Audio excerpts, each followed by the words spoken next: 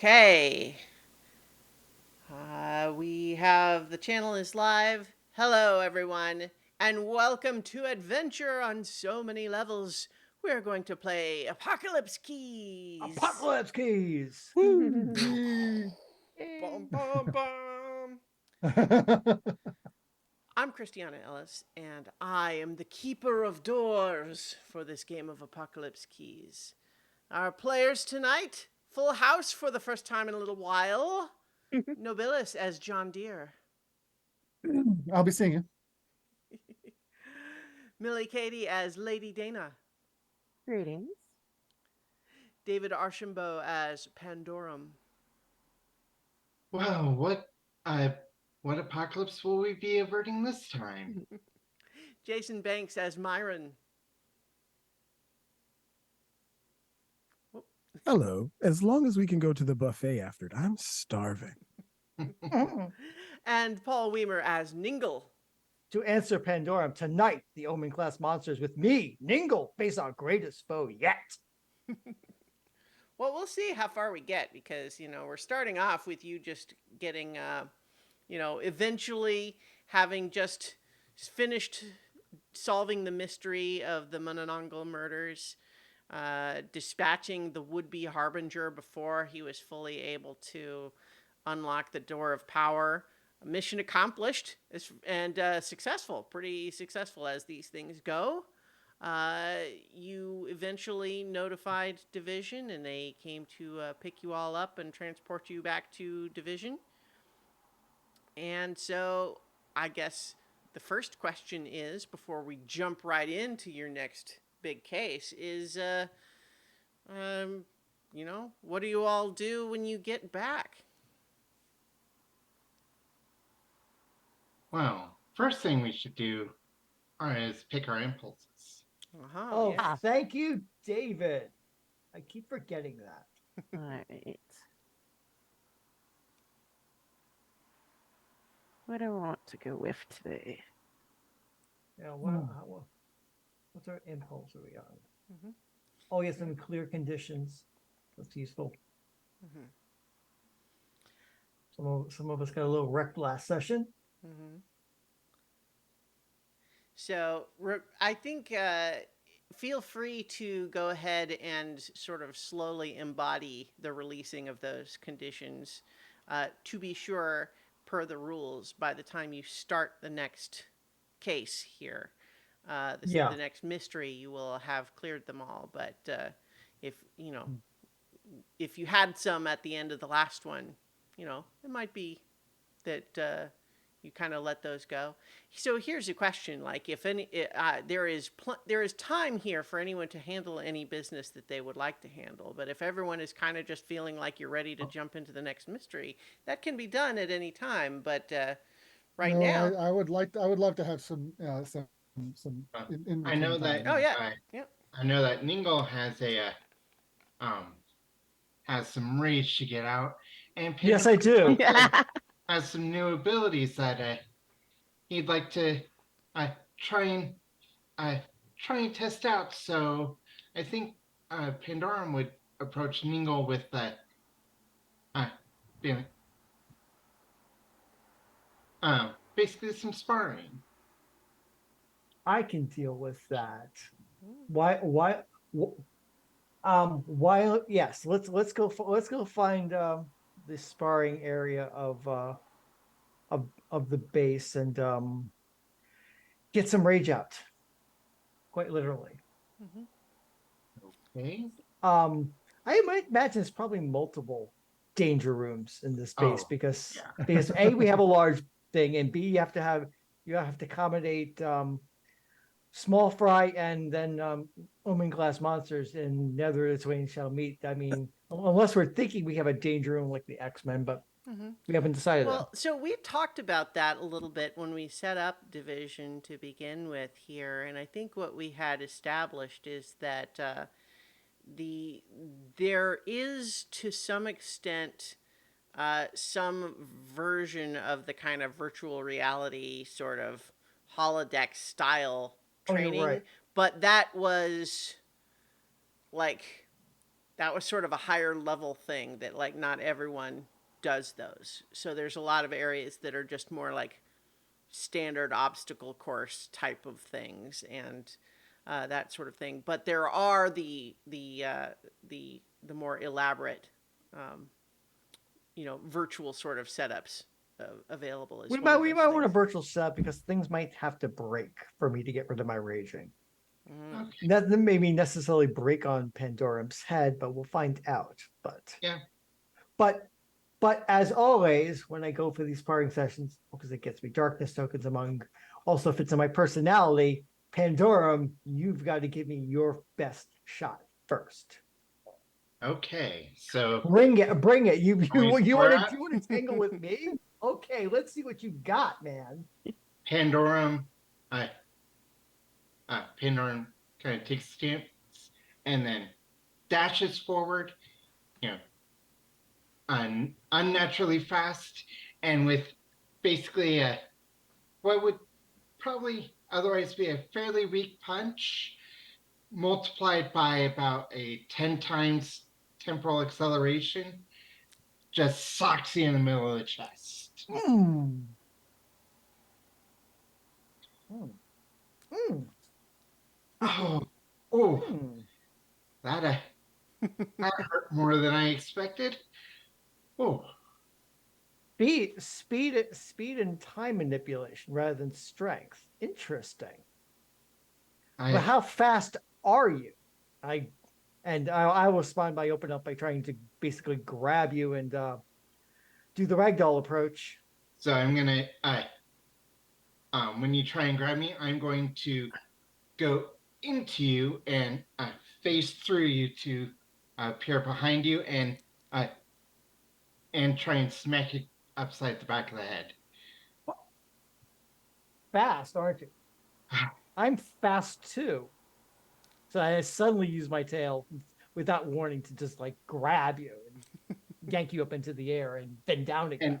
And and I try to phase through it, but I do it at the top of the arc, so I go flying up in the air Through the and ceiling.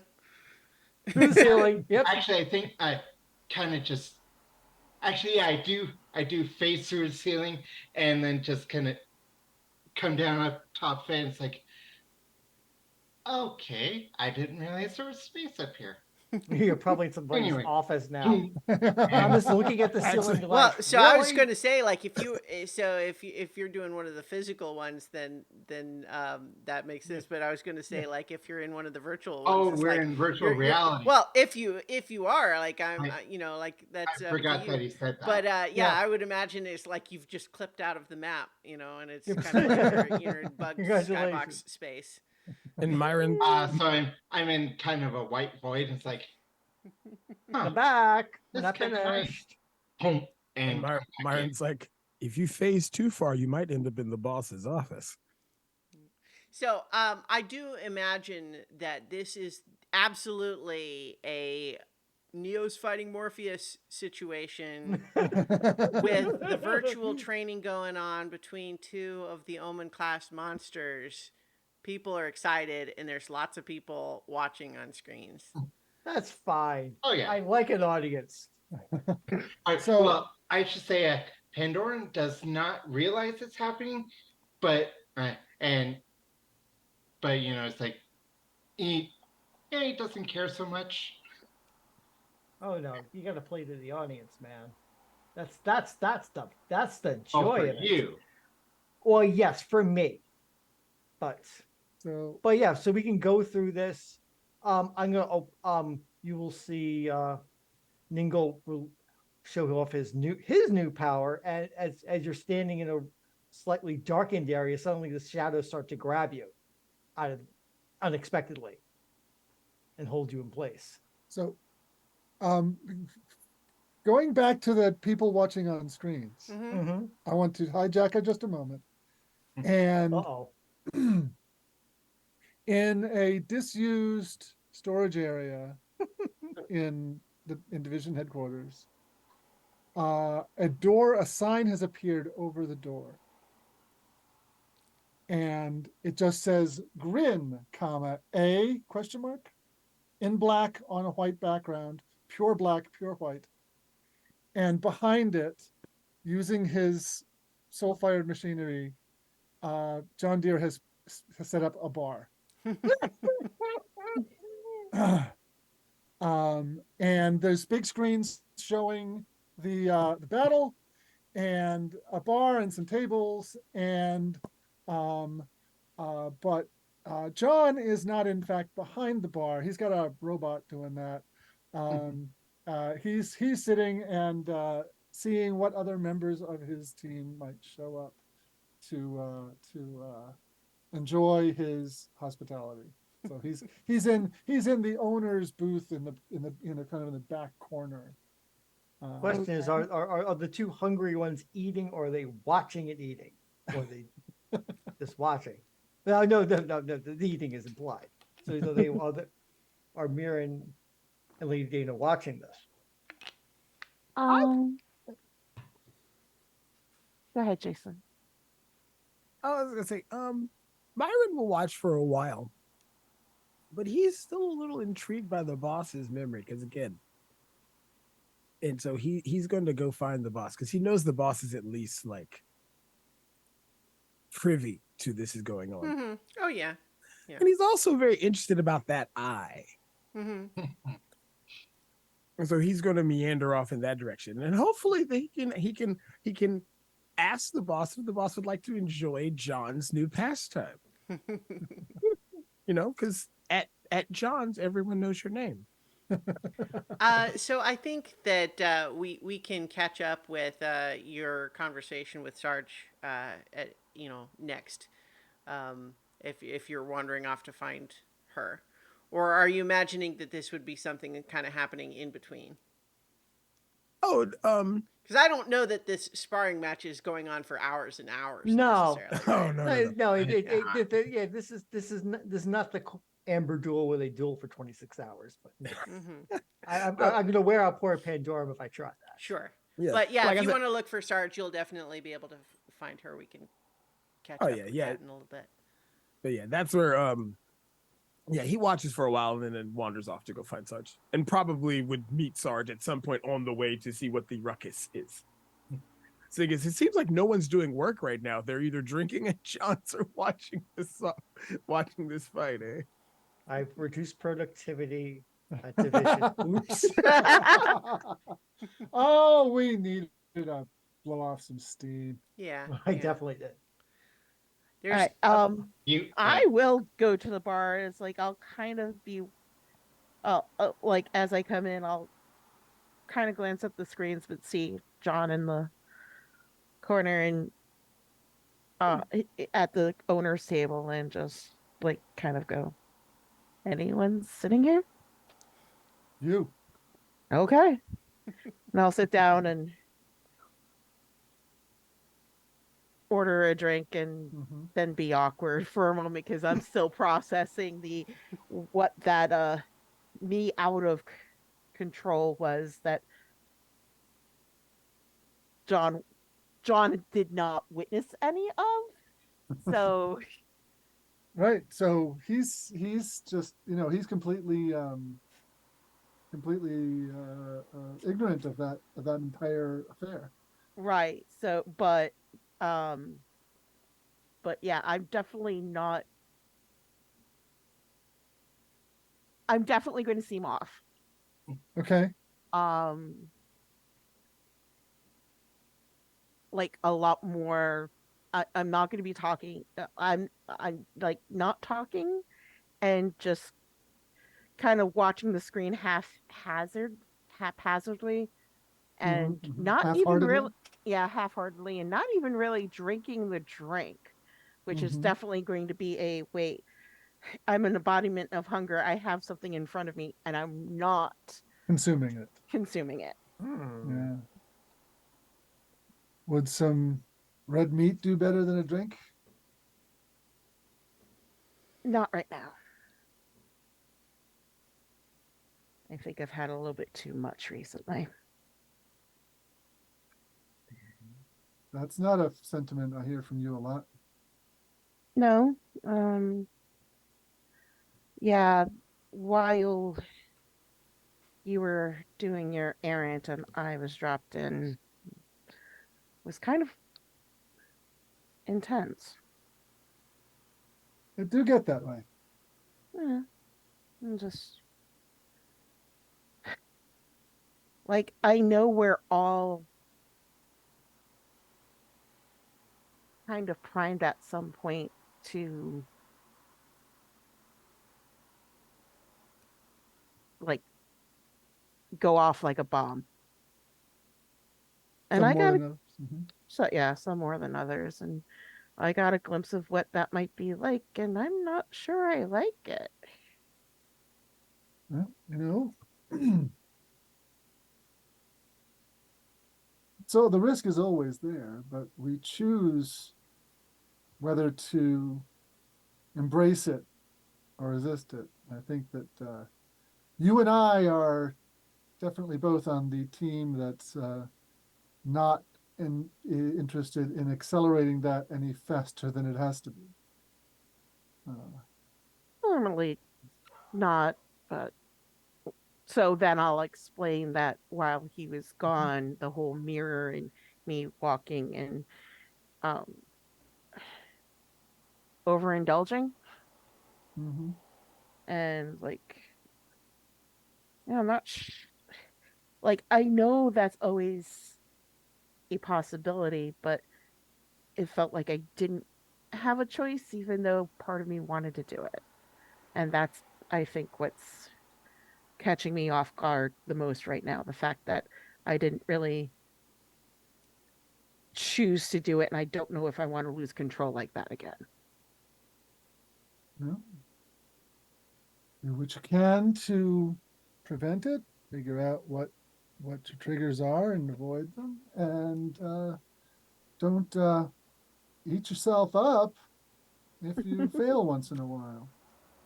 And I'd like to make the reveal your heart move. Okay. Mhm. Um, I don't have any darkness to spend. Don't, it kind of didn't really prime any of that. Mm-hmm. Um, Right. but I'll just roll it straight up and see what happens. Okay. Well, you did just ask her to follow your instructions, I suppose. That's true. That's Yeah, true. true. So how Yeah, about there you go. That'll give you one. well, it gives me a minimum of two, so It's I'll take minimum two two. So and yeah. take two and spend them. Um, and there we go. Okay. Well, so that's a 7, which is a It's a miss. miss. Okay. Um, s- Well, so it looks like it didn't add any though. Where Yeah, did you mean to add some? Yeah. oh yeah, I did. I guess I put it on the wrong put it in the wrong thing. So it should be a 9. Okay. Well, so Okay. That's a a solid. 9 is a Is a success hit. then. Yeah. Yeah. So your heart reaches theirs, and so you can choose to select one of those things, and if they And are a PC and choose to deepen the connection further, they can choose one of the options as well. I'm going to take a Yeah. bunt. Mhm. Oh yeah, this definitely sounds like a Bond moment. Mm-hmm, mm-hmm, Mhm. mm-hmm. Nice. I think while that conversation is happening, one of the technicians has rigged up a little control panel, and they have started adding new obstacles to the virtual environment where the fight is All happening. right. So while the two of you Someone's are playing sparring, randomizer on you. yeah, all of a sudden the big saw blades rise up through the floor and start zooming at you. Oh, fun. And one comes right at Pandorum, and he um he just speeds up time so he dodges out of the way and is able to nudge it so it goes right towards Ningle. I just use super strength and just wag my tail and just like smash it, obliterate it with into virtual pieces. See, I for some reason I thought what you were about to do is just do like grab it between your palms or something like that. I, Just I stop could it. have tried that too. But that's cool too. So, but yes, and then I think they start, they fill the room with water, a couple of variations, flamethrowers got all of the classics. Starting All to the come your way. classics. Yeah. Fighting Pandorum and the environment at the same time. Mm-hmm. This is must see TV. Yeah. So, while that, Well, one thing. You said you did a darkness, like shadows that grabbed me. Yeah. What followed up after that? I took out my light blades and started bringing them at you to force you to phase yourself out of the problem. I mean, I didn't actually want to cut you into a sushi, but I figured you'd be able to phase your way out of the situation before you held. Well, Before you, you had him like this, and yeah, I was going. Yeah, I was and then coming at just- you with the swords. and just I think he, you went to strike him, and he phased, and you actually struck one of the shadows, so he got Ah! loose, and then he was able to pull himself out of the other one, and then grabbed you, phased through the floor into another part of the simulation. Hey, It's a and I think actually right into one of the flamethrowers they put in. And then, I'm gonna have to clean my scales after this. Just a brief moment of Virtual.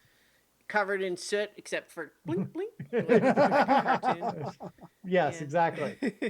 It's like fighting a combination of Quicksilver and Kitty Pryde here. Mm-hmm. Fun.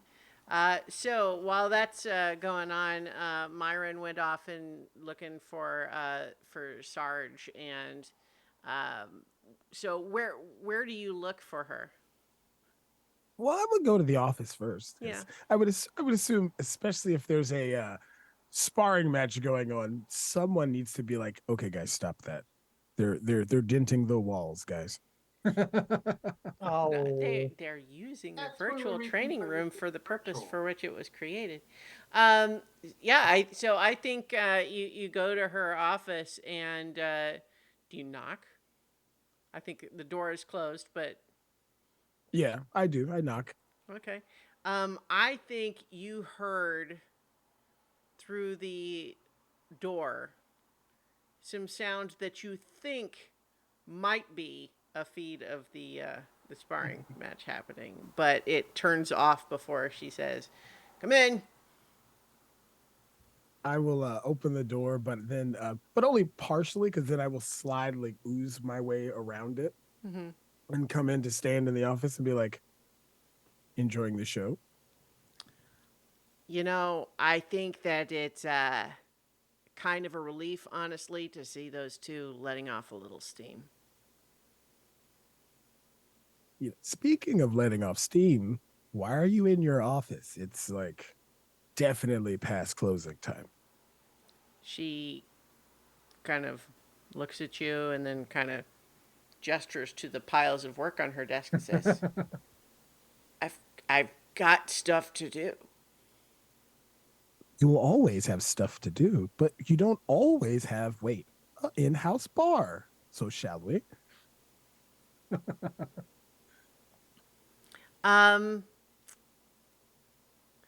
Yeah, I'm trying to think if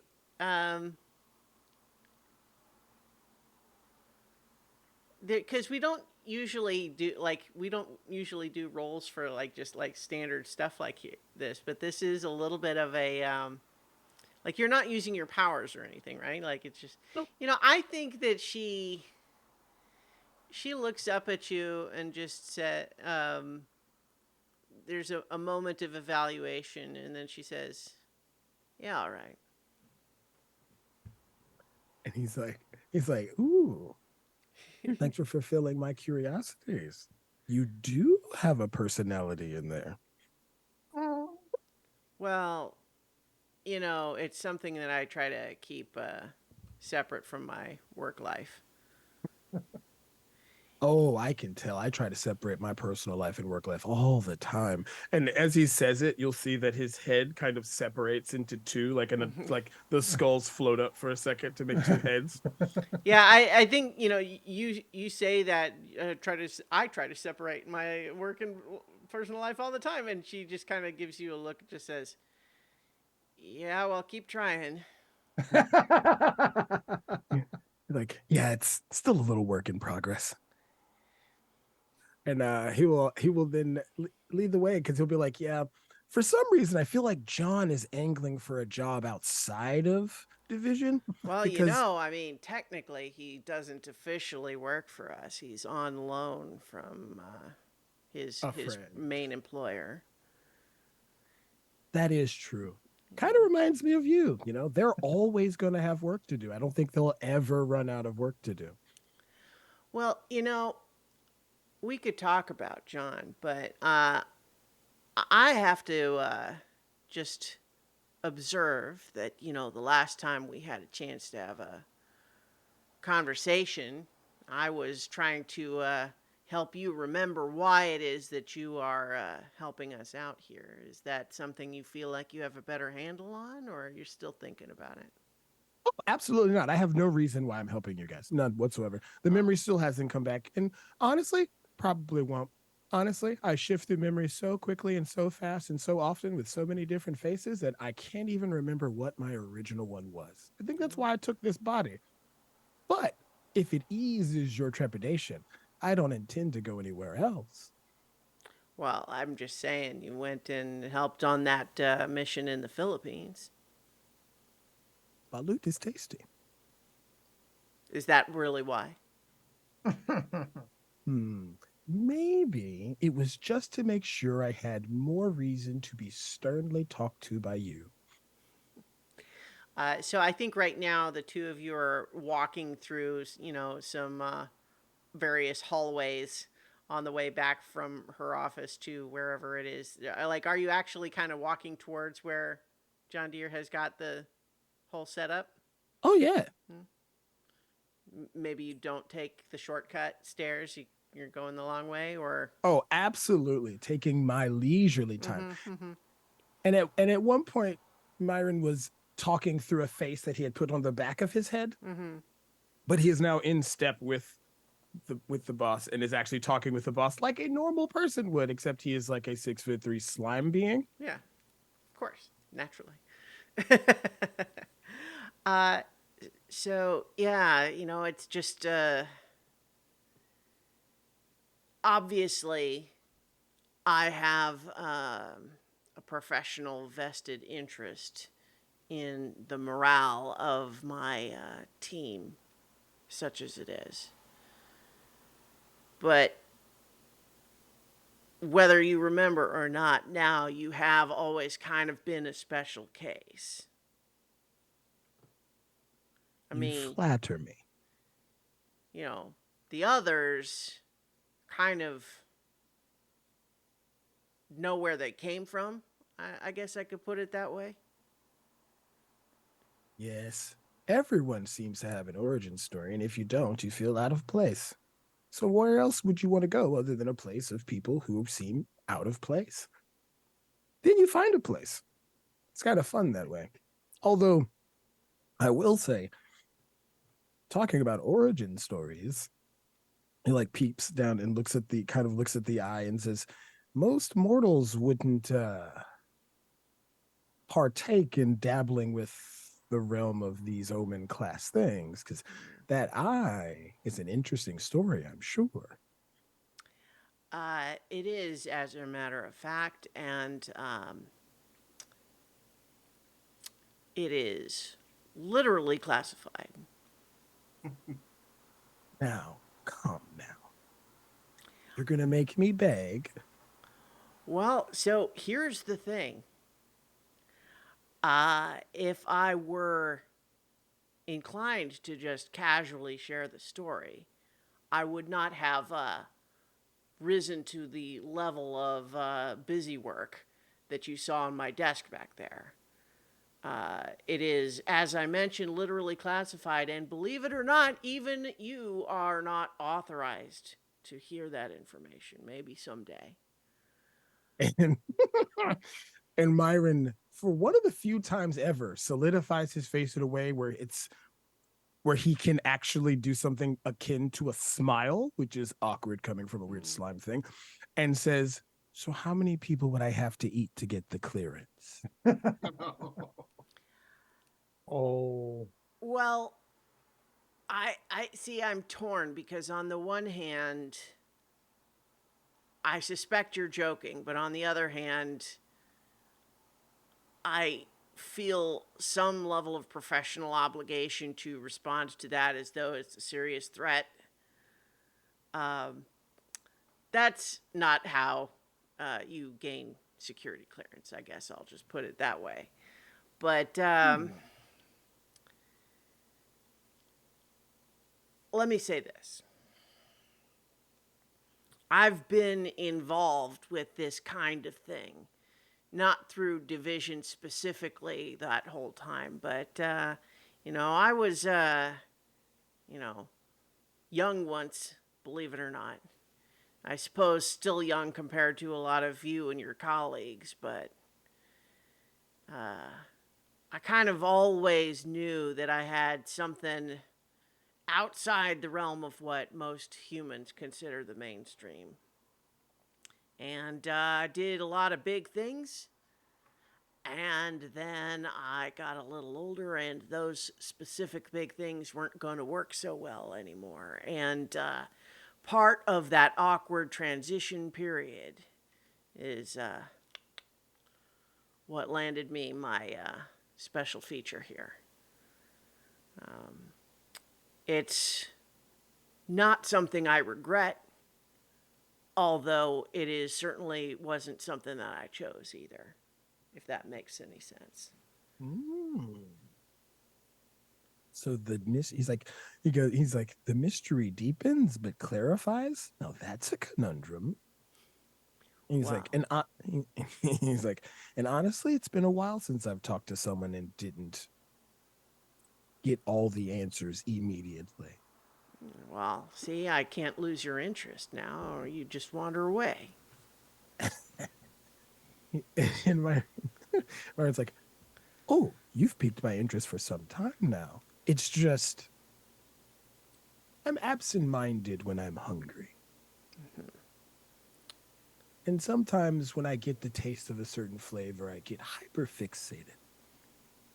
And mystery is an elegant taste. Wouldn't you agree?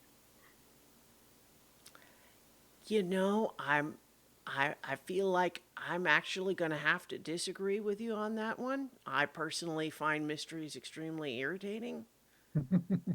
I prefer to know the answers to them. Now, that said, in this line of work, sometimes you have to come to peace with not knowing those answers, but I myself can recognize that it is a tendency in many others to be tantalized and fascinated by the unknown, whereas mostly I just tend to try to figure out what that unknown is, and so it can be dealt with. But as I mentioned, with the sort of classified work that we do, sometimes you have to take a little, it's a little bit like taking your medicine. It's like, oh, I've swallowed many bitter pills. And as they're getting closer to John's, he says, but they say the ultimate mystery is death. But they also say there are certain things in life that create little deaths. So let's see if we can solve the mystery of death here with someone who's very much so acquainted with little deaths. Yeah. So let's start with no, thank you. And I suppose perhaps one of the memories you lost in the parasitic library was that session of HR training that we went through. And, I'm not going to give you a hard time here exactly for expressing interest, but there is a couple of different layers of power imbalance that I think make that probably not a good idea. And he's like, touche. And I didn't miss any of the HR training. He's right here, and pats his stomach. Oh my God. Ah, And to be fair, he was already technically dead. Technically. So here's just a question. We created the NPC of the emotional vampire, but He did, and I ate him. He technically was part of Mhm. HR too. yeah. Uh, so yeah, I think that perhaps let's keep it professional for right now. And he's like, of course. But remember, you cannot pour from an empty cup. You can't babysit all of us ginormous, immensely powerful children with an empty cup. And why can't I pour John's free booze into it? Well, if the offer is having a drink, I could do that. Well, yeah, see? You should have a grin. So I think, did you want to do a reveal your heart move there? Yeah, sure. Yeah. Because it's not one of his legit powers. And he's actually being nice. He's being restrained. Oh yeah, absolutely. Well, and the other thing is like the mechanical benefit of doing that move is you can get bonds with PCs or NPCs, and those are going to help you later. Obviously, this is how you do them, how you get them. We'll try it. I don't. Do tokens don't carry over, do they? Or do they? As long as they're not at 5, right? Because if it's at 5, you'll Right. get So ruined. darkness tokens, you cannot. If you finish doing a move and still have 5 or more, then you have to do the torn between thing because your darkness is starting to overwhelm you. But otherwise, yeah, you hang on to them. Nice. Mhm. So I'll go ahead and use 2 of those and see what happens. Oh, look at that. 10. Perfect hit. Ooh. Your heart reaches theirs. And so I think you can tell that even though Sarge is definitely trying to, keep it professional, you can tell that she appreciates the outreach, even if she's not necessarily responding in kind at the moment. But you can certainly, if you want, gain 1 bond with Sarge that you can mark on your sheet and have available. Nice. Or you could clear a mark of ruin if you wanted. Oh no. Mhm. Can I gain a bond and ruin? No. No. Well, I mean, in theory, you can take ruin. Like but I mean, at a certain point, like, why would you be taking ruin right now? Like that wouldn't. Yeah, exactly. Not in this moment, no.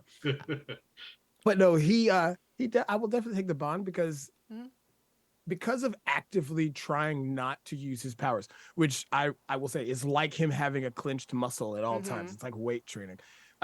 He's learning the finer points of actually using it, right? Like there's a difference between forced interaction and natural interaction. And so he's happy. He's kind of happy with how that turned out, even though he is definitely has a ticking clock. Speaking of things going off like a bomb. Yeah. Right. I've got wait, hold on. How many sections of this thing is there? Oh yeah, you've got that extra one. Yeah, there's 12.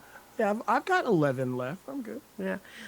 So I think in the meantime, back in the sparring room, I don't know how much you're still sparring with each other so much as dealing with the wave after wave of We might have to deal with the waves instead environmental of fighting threats each that other have at this been point. sent your way. I think right now you are fighting a swarm of little laser firing robots that are like drones, hovering through the room and trying to take you both out. And I could see right now whoever the tech is that's like set this up is now taking has poles with like has a poll somewhere like what should we do next? What should Oh we yeah, do yeah, next? yeah. They Like, don't need and to Like a crowdsource our members tournament. area. Oh God. they've got set up a little like like the board in the betting board in Cabin in the Woods. Yeah. So like, got the laser firing drones and um uh basically Pandorum is like, deflecting them with just a temporal shield and I think Pandorum and Ningle have kind of gone back to back where and basically Pandorum was kind of grabbing them and getting them moved over to where Pandorum can This where feels, Ningle this can feels very destroy them. Avengers now. Yeah. When we're Yeah. tag teaming things, yes. And That then- makes me the Hulk and you Kitty Pride / Quicksilver, although I'm mixing my movies. But And it works. kinda- It's our own MCU. Is that right? and then at some point kind of just goes kind of gets to the point where safety cutoffs go off and we're all of a sudden just in everything just disappears into a blank room. Mm-hmm. Says and Pandarum's feeling better. You look like you need to eat something. I'm Yeah. okay, but I think you dripped after body weight and sweat. I could definitely use a good meal. And Well, let's see if we go find something. Yeah.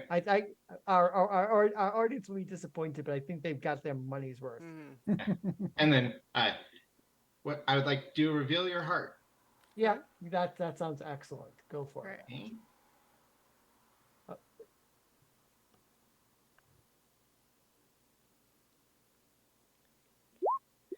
Look at Perfect that, another hit. 10, perfect hit.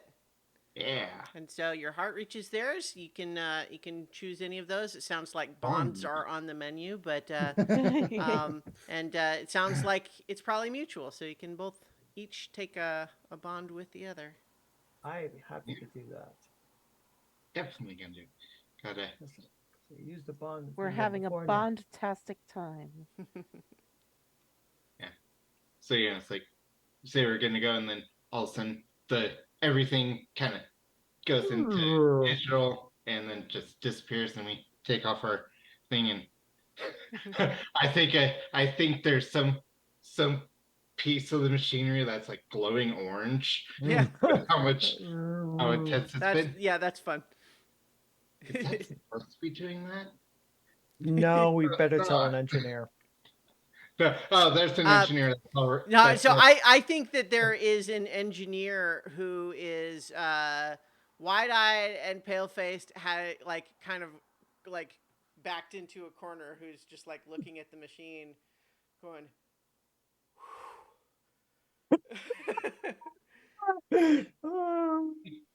You do know you could have left if it was going to explode. I'm hired to monitor it during all training sessions. Huh. That's an odd safety overlook. Huh. I'll mention it to Sarge if I get a chance. Okay, let's go. Lunch. Very good. All right. Fun stuff. Does anyone else have any particular scenes? Nope, I've gotten mine out of my system quite literally. I'm good. So I think probably a couple of days go by without necessarily much happening from the external threat category. So what sorts of things do you spend your time on when you're between missions? Like what do you get up to? Pandorum would actually have mentioned like the oversight of if the machine's going to explode, the person monitoring it should have some way of getting like a blast shield or something. He knows what he signed up for. Did he? Okay.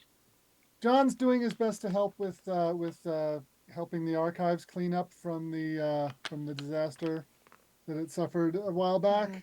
There's still probably a lot There's of probably a work lot to of do there. rubble, so you need someone super strong. So Well, yeah, they, what they have as a very time-consuming effort is having to try to go through the physical archives and figure out which books survived that whole incident intact, Yeah. and which had their words jumbled, and which ones are left with blank pages and that sort of thing. So re-inventorying everything visibly, like you have to actually like go to the physical book and open it up and flip through the pages. Mhm. I think Pandorum would have probably volunteered to help with that because, it's something to do. And yeah. Yep. Continue working on the physical building reconstruction because there's still a lot of building that got wrecked and stuff still needs to be shifted. That's a good use of muscles. Gotta keep in training. I think I'm going to just spend some time with this one, kind of trying to reconnect with like the sense of the everything is mine.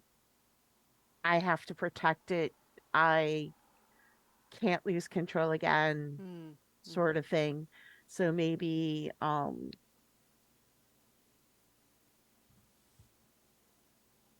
like not it's like it's okay if John knows I'm feeling weird. I don't want the others to know that I'm feeling weird.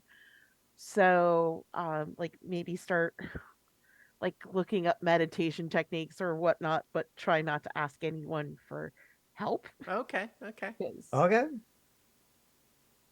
At least you have one safety valve, but not everybody. Well, it's yeah, it's like she's feeling a little closer to John right now, but from the very beginning, like doesn't want to actually eat John, whereas Myron might be a interesting tasty treat.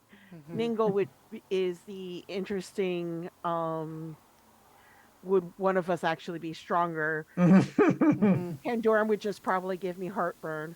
And then So- come back. And then come back. So it's kind of like John is like the one I'm like Lady Dana is feeling the most comfortable with right now as Well, because he probably tastes like death anyway, and who wants that? What if death tastes like cotton candy?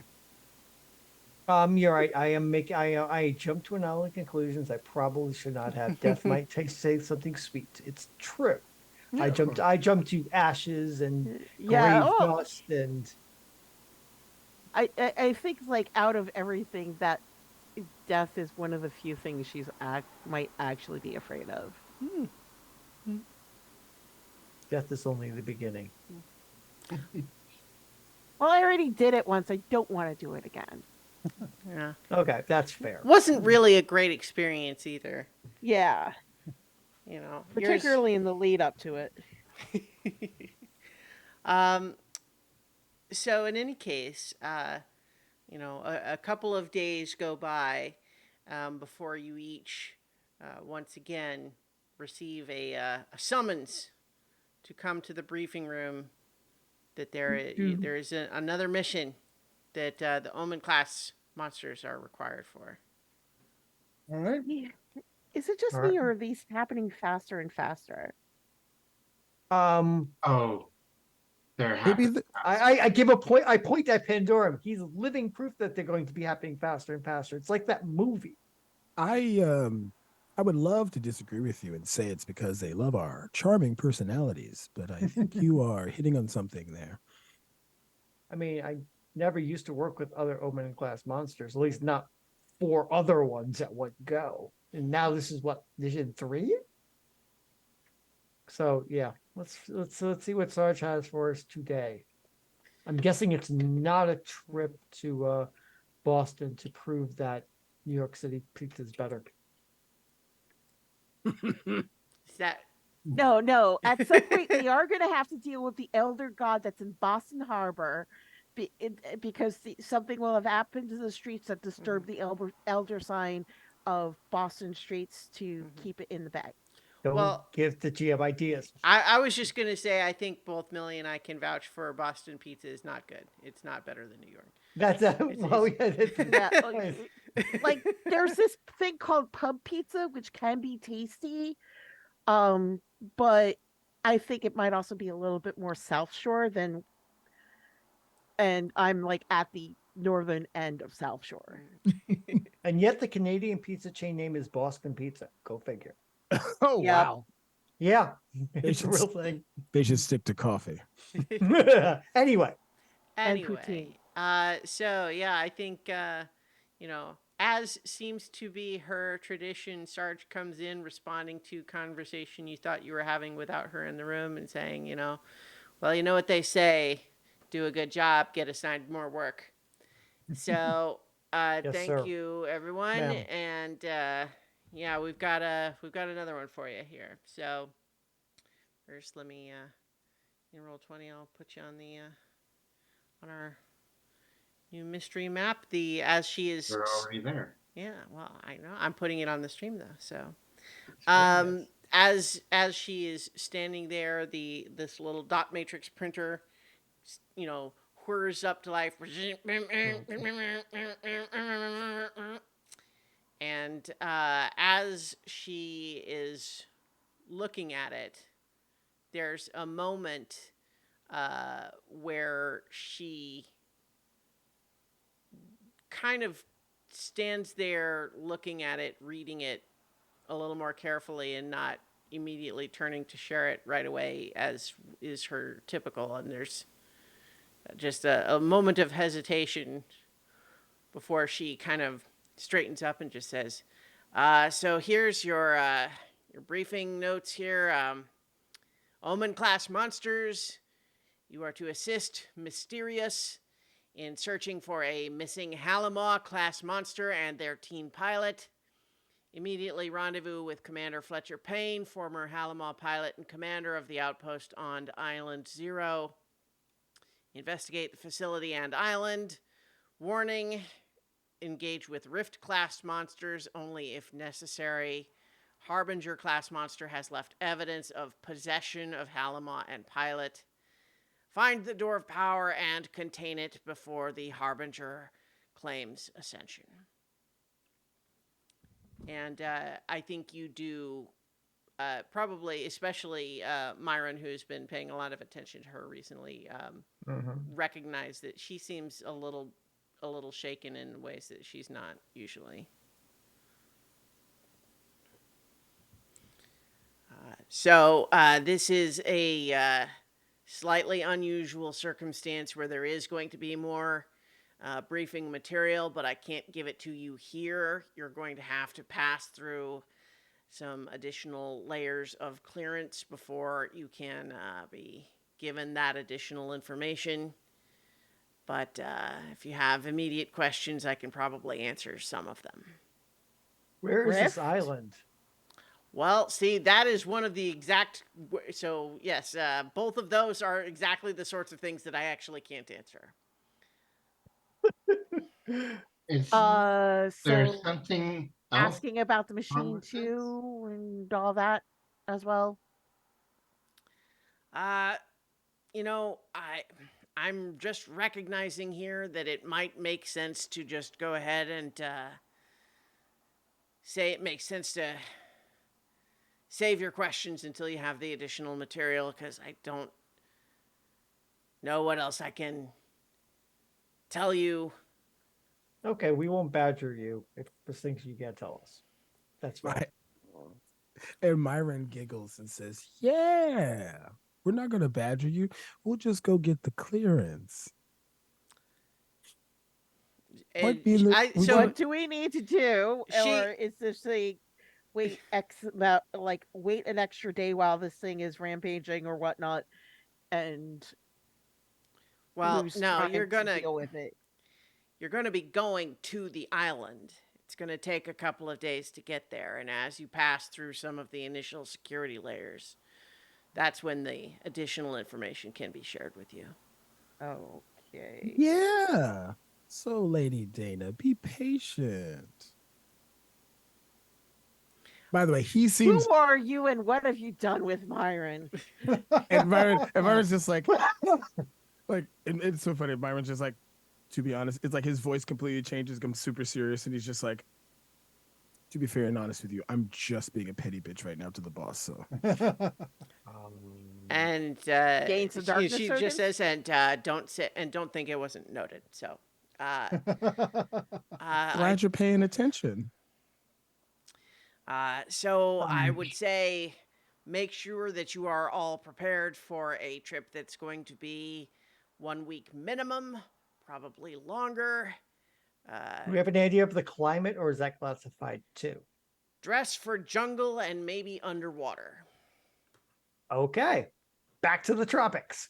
Perfect. That sounds like I could have some delicious fruit. All right. Well, you know what? I think that there's going to be a boat ride, and so take seasickness pills or whatever you think you need, and yeah. All right. Yeah. All right. Have fun with this one. And she kind of storms out. And as she's walking out, I look at Lady Dana and said, "Did you know to get this type of clearance, you don't have to eat anyone?" Yes. Oh, you too. And I almost feel like this is like a love language between the two of you at this point. he's almost.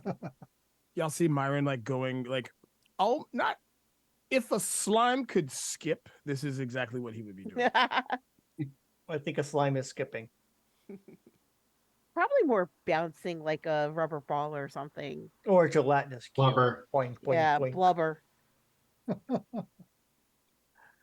Did you notice something odd with Sarge? She seemed to be taken aback by something on that. This might be a more serious one than just murders in a hotel in a boarding house. Mhm. Did you notice Rift class monster, Pandorum? Are you aware what a Rift class monster is? So here's something I want to just briefly say is that we're going to have, once there's a little bit more material, there's going to be some, questions like we've had in other ones where we can connect you a little bit to some of the mystery. And so it's possible that some of you might know more than others, right? Mhm. So let's save some of this Okay. for that, just because some of these questions aren't going to make sense until you would have been given more information. So what we'll do for the moment, though, is just say that unless you feel like there's something that you would definitely want to do before heading out, you are all kind of bundled into, I think, an underground train that leads you to docks where you board a boat via an underwater dock. Like it's there's you are boarding the boat below surface level via an airlock in a little below surface tunnel. Okay.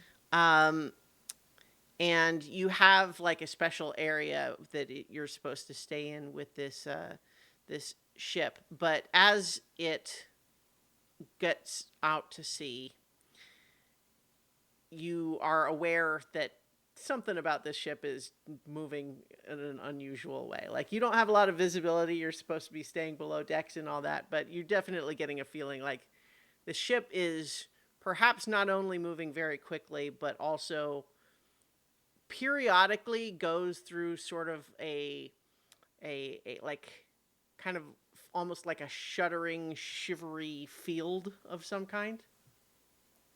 And who among you do you think would be aware of or kind of attuned to like magic spells? Um, Mm, Lady Dana or me, maybe? I mean, we're yeah. both kind of like supernatural in a way Yeah. that John Deere isn't, that Mirren isn't, that Pandorum is not. I mean, Yeah. I've dealt with gods and goddesses, I cast spells, so Hmm. and Yeah. Lady Dana is a supernatural being of that class, so I think it's one of us. Hmm. Yeah.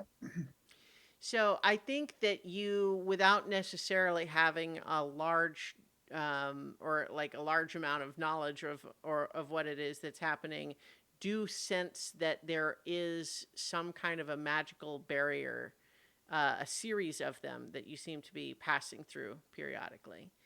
Um, and then you feel that the boat kind of comes to a stop, and this is like 2 days into the travel.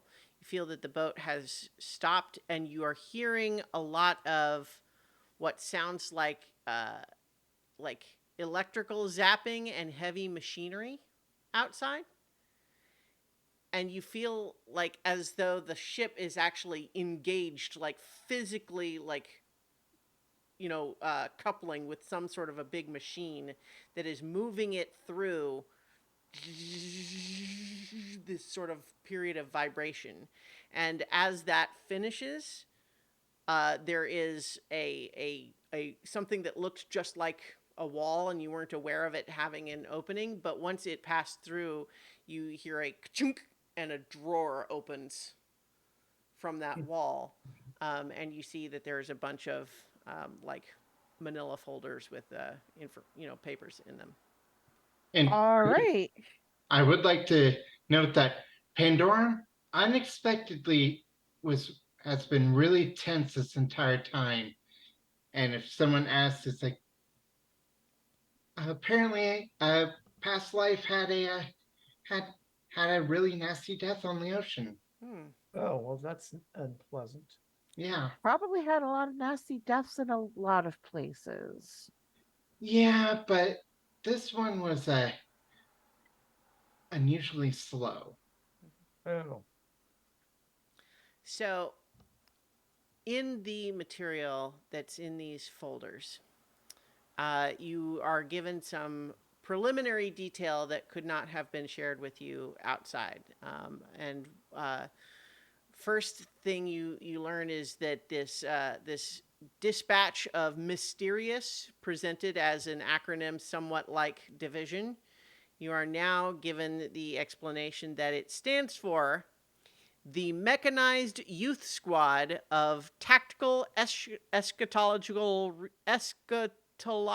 Research, Investigation and Operations, a branch of United Security. Man, the Hmm. acronyms just get more and more tortured. Yes. they do. And this is where you learn, those of you who wouldn't have had any way to know before, that on September 13th, 2000, the year 2000, there was an ancient monster slumbering in the heart of an inactive volcano deep underwater, and it was getting experimented on. And when it woke up, it yelled really loud, so loud that it tore a hole in reality. And so now there's a hole in reality, and monsters come out of it sometimes. And these are big, big, big, big, big monsters. Kaiju. Um, Uh-huh. they are what is known as Rift class monsters. However, in the process of studying all of this, there are many powerful psychics and psionics that were able to detect that some of the Rift class monsters that came through seemed to be psychically interested in helping this world be protected from the other Rift class monsters coming through.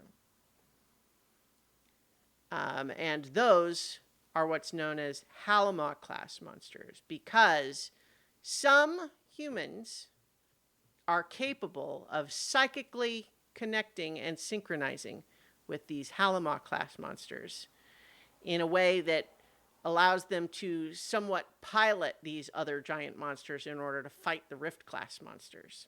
But here's the problem is that for reasons that are not entirely clear, only teenagers can do it. And Wow. once the teenagers get too old, they are not able to form the connection anymore, and it sometimes has other unpredictable effects when the link is broken that can include both psychological and physiological changes to the individuals in question. But Island 0 is the island that is close to this rift. It has a lot of other things that have come through the rift. And it's where the base operates out of, where Mysterious uses these pilots to control the Halima class monsters to fight the Rift class monsters. And so now you know a bit more about what this place is.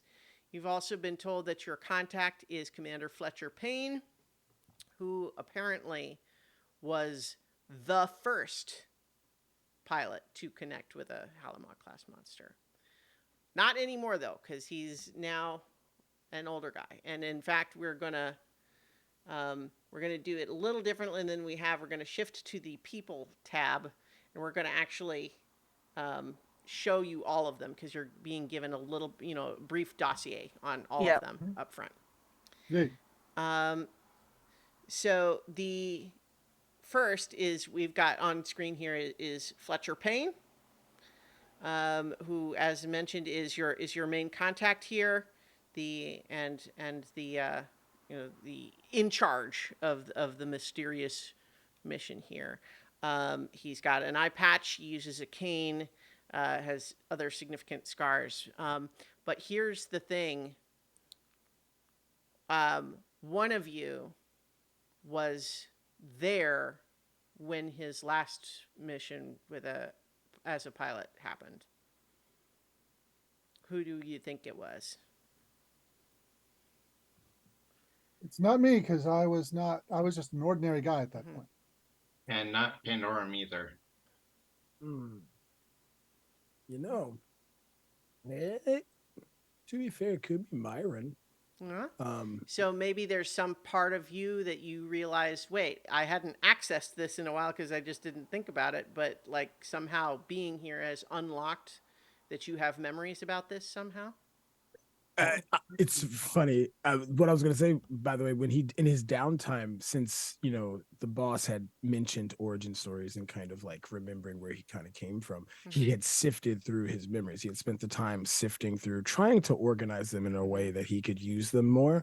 And we'll just say that this was one of them that he happened across, but kind of was like, I don't need it. It's fine. I'll shove it over here.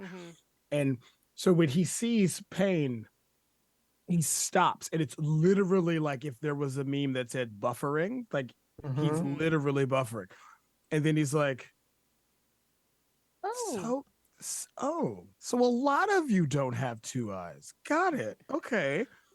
So here's the other piece of this question is that I mean, perhaps predictably by the virtue of it being the last, but that last mission didn't go well. And Fletcher's Halima was almost entirely annihilated physically. And breaking that link left them with a mutation. And so the rest of this question is, like, before the end of it, you were there during their last mission. What did Payne protect you from? And why are you the only one who knows about their mutation?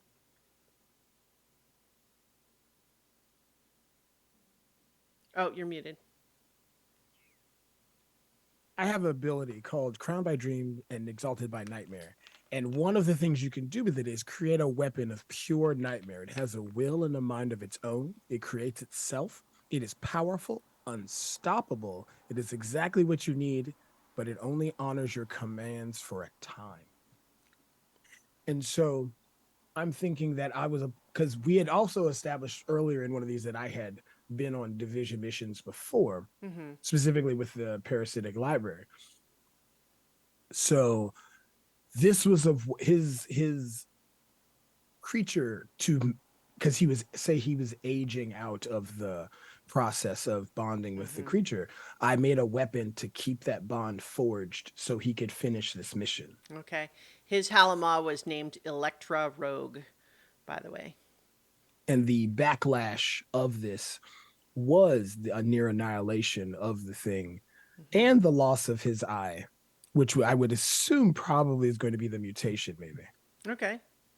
Well, so certainly people know he lost an eye, but perhaps there's more to it that only you know, Yeah. and presumably him. Yeah, and what he protected me from was the fact that the weapon was like, I listened to you and did the thing, but I'm not doing that anymore. And somehow this mortal human rectified the situation I've created. Okay. So this was so do you think you were doing something that was in service of fighting a rift monster that got out of your control? Is that what you mean, or? Yeah, like I personally cannot get big enough to fight a kaiju, but Mhm. he had the ability to, but was aging out of the programs or aging out of being able to Well, bond with the so creature. here's the other piece that I'll add into this that is going to be potentially available to anyone who feels like they want to try it, is that normally humans can only sort of pilot these Halama when they're teenagers, and only specific individuals can do it, but um, it does not rule out the possibility that any of you might attempt to connect cyclically to a Halama monster at some point. So perhaps, and like there's even a move for it, and so it could be in terms of putting together your memories here. Perhaps there was some aspect of that. Were you Yeah. trying to connect to one of the Halama? Yes, because that'd be good. Yeah, because I do have a lot of actually psychic based abilities, no less. And I was trying to initially use my ability to, gather memories and things. Because wait for it, they're creatures, but they still have brains, right? And it did not go well. And ended up with him having to, force himself to connect again, fight and beat the monster, but at a terrible cost. Mm-hmm. And to be fair, I was young, and it was kind of like when I was trying to do that move the last session I was here, and it didn't go well. And I'm like, still learning the tricks of that one. Yeah. Okay. So you also learn. You're given a brief dossier on some of the other significant personnel here at on the island. There is Malika Connor, who is one of the pilots. She is currently the most senior active pilot, and her Halama is named Garnet Cyclone. And as you can see, she uses a wheelchair, but she is nonetheless very effective, and one of their current sort of team leader from the pilot side. And then there is Asterio Romano, who is one of the newer pilots, and apparently barely qualified to be a pilot, but has a special note that their synchronization with their Halama Apostle Solar sometimes achieves synchronization beyond what should even be theoretically possible, and it's not understood how that happens. So it's one of those where, like, kind of mediocre most of the time, but occasionally extraordinary. Like the New York Yankees. Oh, ow! Best team money can buy. And that's coming from a Yankees fan. There and next is Catalina Lee. who is also one of the pilots, uses basically all genders, like all pronouns, I mean, and kind of is gender fluid, and apparently does not speak, but is so powerfully psychic that she actually, or they communicate with like psychic visuals. They sort of manifest little small illusions and such. And those are the active pilots remaining, given that one what's of them their has gone missing. what's their kaiju? I mean, Aurora Coyote, who is Elemental Halama. And so each of these, you can kind of see images of their Yeah. creature behind them. Also, also present but not pilots, you have Natasha Zamora, who is kind of their Sarge, right? Is operations director, and they are, kind of in charge of monitoring the pilots when they're in the field and when they're off, and basically just trying to be, to keep the team together and functioning. You have Kaya Rosario, and there is an asterisk by them that explains that they have, since they were also a former pilot, but ever since their connection was broken, they have a rather unique quirk where a copy of them periodically comes out of the rift and basically just joins the team. So now there's a whole bunch of them, and they are the science team, almost exclusively composed of various copies of Kaya Rosario. Okay. More of a they them than most they thems. Indeed. Exactly. And it There is says that. at present there are 24 active clones of Kaya. And last but not least, of the personnel that you're getting a briefing on, this is certainly not the full extent of how many people there are on the island, but you have Celine Nakahara, who is could have been a pilot but refused, and instead she uses her psychic connection to become a high priestess of the sort of a religious organization that is part of what maintains the security of this island, because you learn that you have passed through a couple of different layers of different levels of types of security that include both spellcraft, prayer rituals, and technological shields that are all designed to keep any Rift class monsters local enough that they can be dealt with by the pilots instead of escaping out to the rest of the world, and also to keep the island itself secret from the rest of the world. And it wasn't until you had passed through those layers of security that the additional briefing material could be made available to you. See. Yeah. So notable also is that Selena is the sister to Luna Nakahara, who is the pilot who has gone missing. Ooh. Uh-huh. Yeah, so that's the briefing that you've gotten so far. But as you are feeling the ship be like physically moved, like you suspect, feels a bit like the ship has literally been picked up by a crane and is being like moved to a different spot. And then eventually the little airlock that you're near opens, and you see a gangplank that leads up onto a beach of a sort of jungly island. And standing at the end of the gangway there is Commander Fletcher Payne.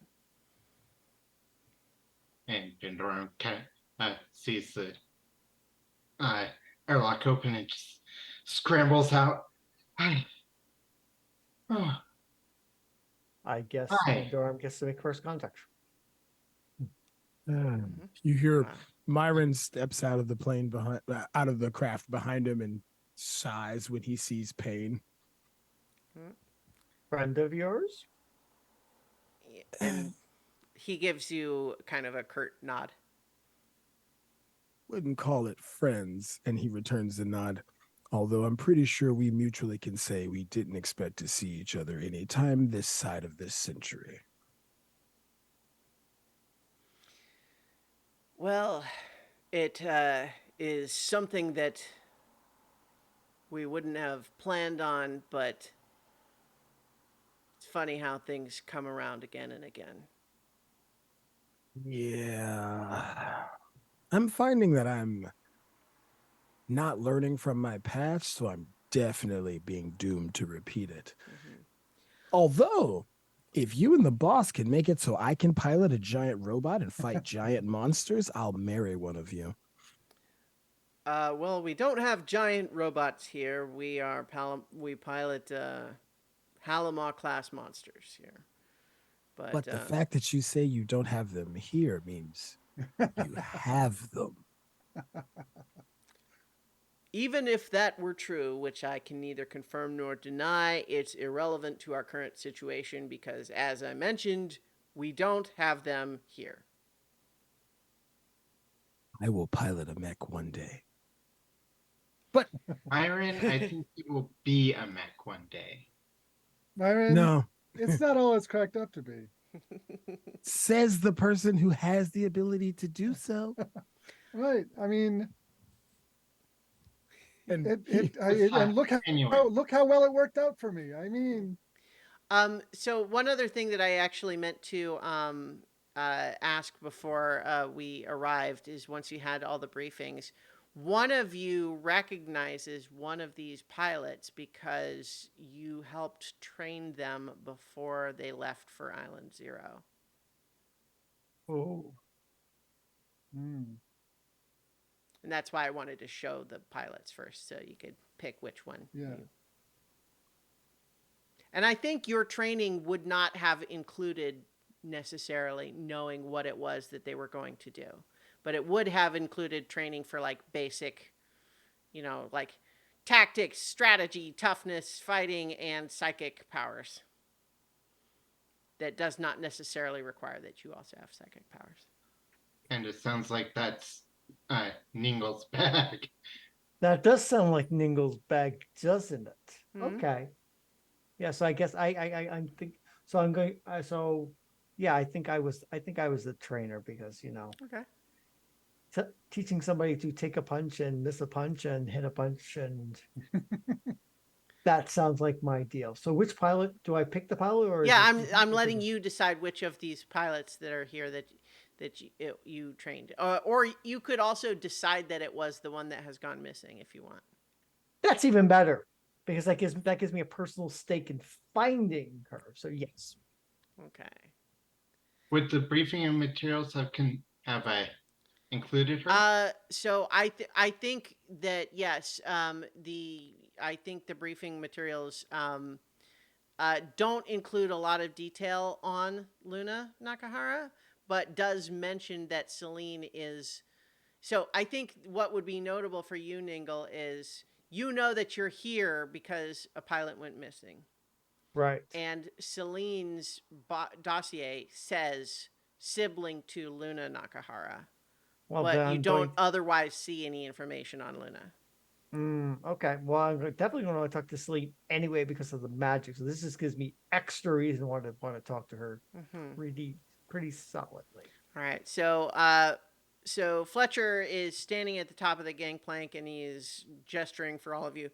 All right, come on. We've got a bit of a walk before we're clear to fully debrief you and show you what we've got as far as all of our information, intel, what little we have.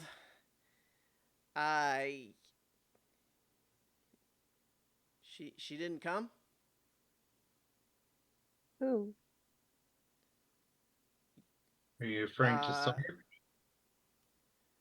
I guess I am, and she didn't come then. All right. Well, that's fine, I No. suppose. Maybe Easier, this has maybe. something to do with why she was being weird. He was acting very odd about everything. Yes. Well, that's perhaps Are somewhat to you? be expected, but here, before we let's not get into it out here on the beach. Word of warning: we are going to be passing along a path that has been lined with warding beacons that are designed to keep the exotic local flora and fauna away.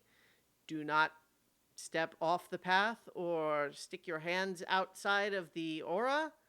Or one's tail, I say. Uh, yeah, that too.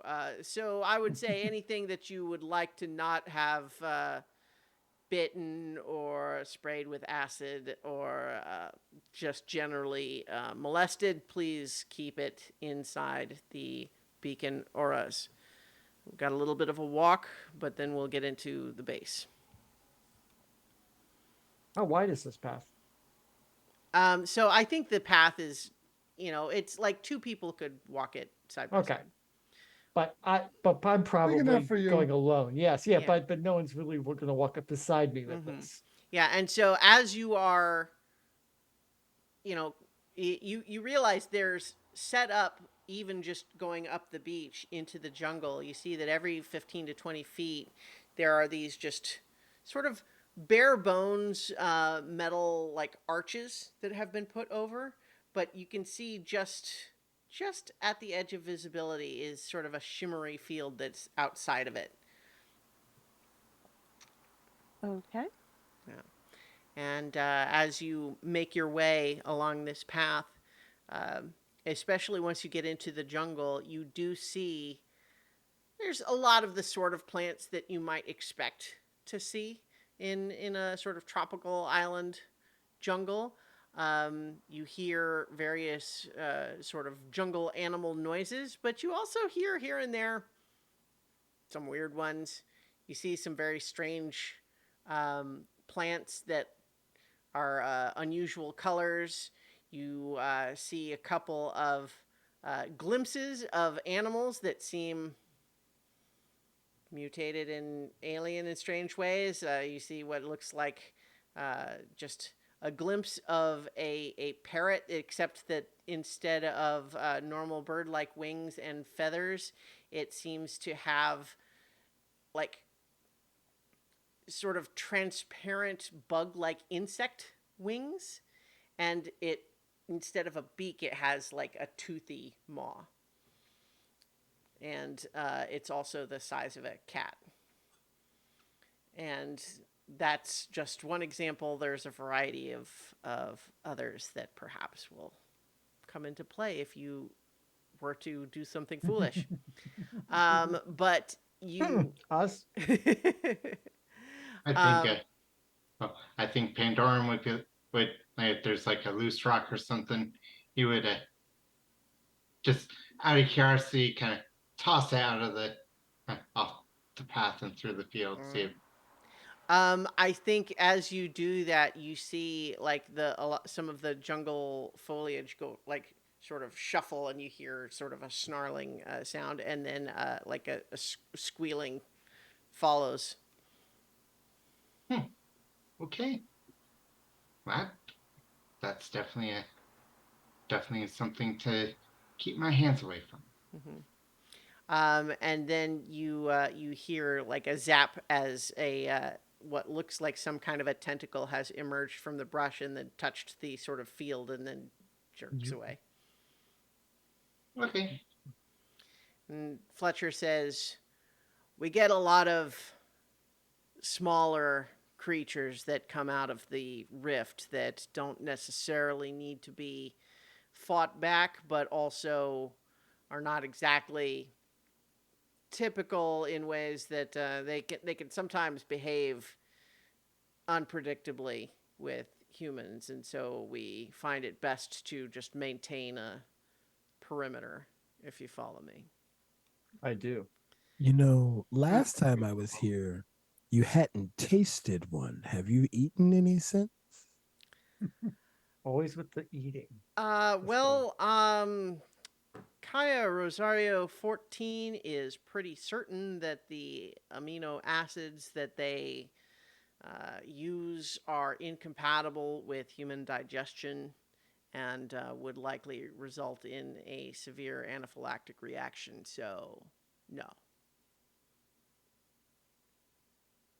To be fair, that's Like, okay. sounds like a challenge for you, Lady Dana. Perhaps. Perhaps not. Yeah, All right. because you never know if we get, you never know. We could go somewhere and get stranded and have to survive and do things like live off the land. Hmm. Well, we're not here. Right. I didn't bring you We're- here for a food tour, so. So yes, let's keep going to where we need to be. And Myron looks at Payne and says, "Oh, now stop with the eye patch and the Nick Fury vibes. You know you're a snack." There is a moment where Fletcher kind of stops walking Wow. and just says,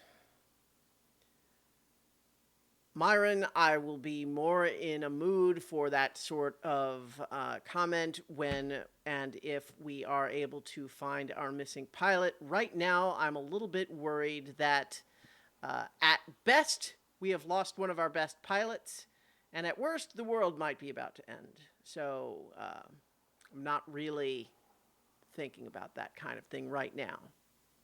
Oh, be kind to yourself. You're always thinking about those things. He's like, and we'll find your pilot, regardless of their current state of being.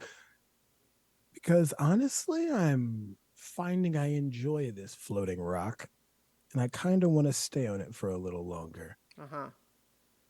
So perhaps then distractions from the mission to save it are not helpful. He's like, and he just grins and says, "You can take me for a ride, or have one of the pilots take me for a ride in one of those, because it did not turn out well the last time. All right. If we Yeah. survive." Myron. So Myron. Let's just And he's like- move on, and he- Myron. And Jeez. Myron's like, "No, legitimately, it did not turn out well last time." He's like, "Honestly, guys, it So- didn't." So I have this image of the rest of us all just kind of shaking our heads and turning our backs and just continuing walking forward Mhm. while Myron is doing the whole thing, and we're all just like, okay, Myron, whatever Yeah. you say. So I Yeah. think when the others kind of get a little bit further forward, Fletcher does kind of lean into Myron and say,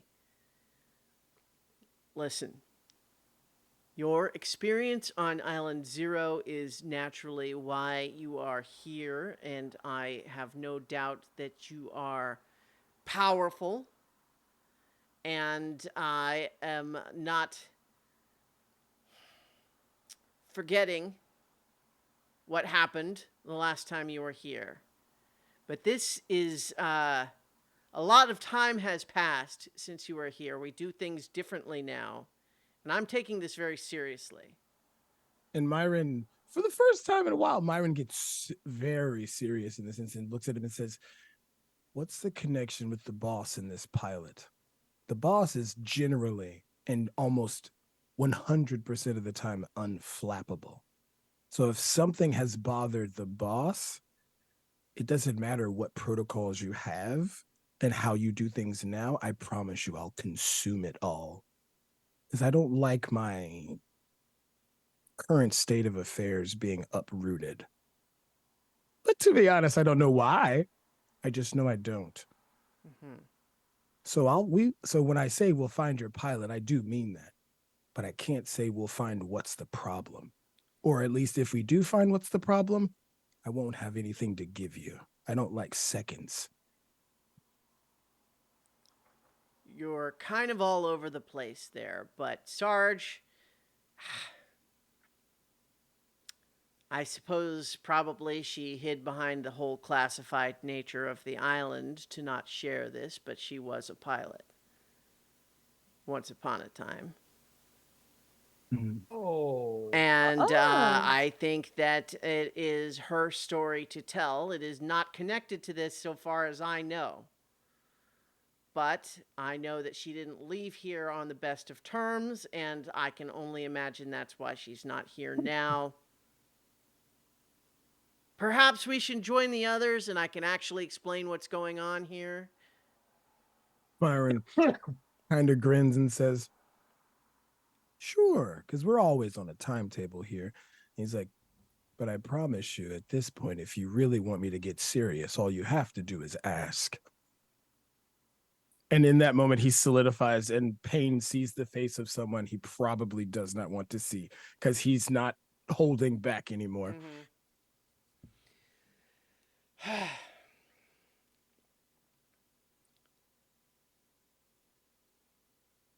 He's like, "But honestly and truly, you shouldn't even have to worry about me eating people. Lady Dana's got a far more vicious appetite than me. So come on." And then he does the slimy skip thing up. Oh Right. God. So Fletcher takes a moment to sort of compose himself, and then he kind of hurries to catch up with the rest of you, which just kind of makes his notable limp more, significant. Like the cane is obviously not an affectation for him, but he is, hurrying to catch up with the rest of you, and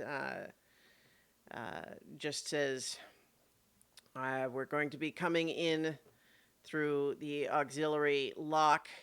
We're going to be passing through the hangar bay. I'm going to be bringing you to the command deck where we will brief you and show you the recordings we have." Yep. And so this path that you're on actually does start to just go downhill into what initially seems almost like just like a valley or maybe a dry riverbed or something like that. But you see that at the base of it, there is a metal airlock door, and he does not even like unlock it himself. He just, he stares meaningfully at what looks to be like a little camera, and then the door just opens. And he brings you all in through what is clearly a functional airlock, although it doesn't have to do a lot of pressure change right now. It's just like you can tell that it seems designed to. It has two lockable doors, and it does not unlock the inner one until the outer one is sealed. And so once you come on in through there, there's a few sort of generic fancy future base hallways, and then you open up into an enormous room where you see hundreds of people busy at work at various sort of computer stations, and also taking care of you see people running around and climbing up and down because you're in a huge room that is cavernous in size, and in fact you realize that you are entering on what would probably be like the fifth or sixth story up in this room, because much of the room is filled with enormous vats full of amber liquid that have the shadows of enormous creatures inside. And catwalks run here and there between these vats and give access to all sorts of different monitoring stations and other mysterious machinery. And I didn't really mean to say mysterious like the organization name, but in It is. inexplicable purpose. And all sorts of different operations. And you see that there's also a whole lot of machinery that seems designed, for example, for a giant monster in one of those vats to climb up in order to leave and exit through an enormous hatch in the ceiling above, which recedes into the shadows above you. And as you pass through this area, you see a couple of the copies of Kaya Rosario hard at work on a couple of different things. You don't see any of the other individuals you were briefed on, but Commander Fletcher Payne brings you to a command deck where you see kind of like a NASA command room where they've got a whole bunch of different displays and maps and monitoring stations that are showing various underwater scenes and a map of the island and a map of the ocean, like a more zoomed out map with a big highlighted area that would seem to be the rift, and lots of computers and so on. And then from there takes you into a sort of ready room where he gestures for you all to sit. Yeah, and in the presence of all of this this vastness and technology, I feel unimportant. Then I'm going to take 2 darkness tokens. Oh, very nice. All right. So, can I assume that you have all read the additional briefing materials you were given on the ship? Yes. Yes. Mhm. All right. So, you know then the basic setup. There's the rift. Monsters come out. Mostly they're bad. Some of them are good. The good ones we try to connect our pilots with, and they help us to fight the bad ones. And we have a lot of turnover, not merely because it's dangerous, but because our pilots only seem to be able to maintain their connections for a relatively short window. And this is a heavy burden that we place on these pilots, but it is what's necessary to hold back the threat that the Rift-class monsters represent. Mhm. So, given their importance, we care a great deal about all of our pilots. But Luna was one of our best, one of the youngest teens ever to be recruited as a pilot, and so as a result, we're hoping for a long, relatively speaking, term. Career. Yes, exactly. And she took well to the training. She bonded almost immediately with her Halima, Hydra Omicron. Hydra Omicron was rather uniquely able to generate powerful sound waves and light storms, but when connecting with Luna's guidance, they were able to create weapons out of these sound and light. And this is very effective combination we found against the Rift-class monsters, and we were not anticipating any unexpected outcome from the latest Rift event. But as Luna and Hydra Omicron were preparing for their launch sequence, suddenly, out of sequence, Luna comes on comms and says only, "The apocalypse comes. Together we will remake this broken world." And then we lose signal from all of our cameras. And I think you can probably guess correctly, having walked through our hangar bay, that we have a lot of cameras. Everything went out at once, and when it came back online, Luna and Hydra Omicron were gone. They did not go through the hatch. It did not open, but they were gone. And the only thing that we do have is her cockpit recording from the moments before that last communication. And he hits a couple of buttons, and coming onto this TV that's in the room, you see Luna, who looks very much like this image of Selena, only she had long, like light blonde, platinum blonde hair, but otherwise similar physically.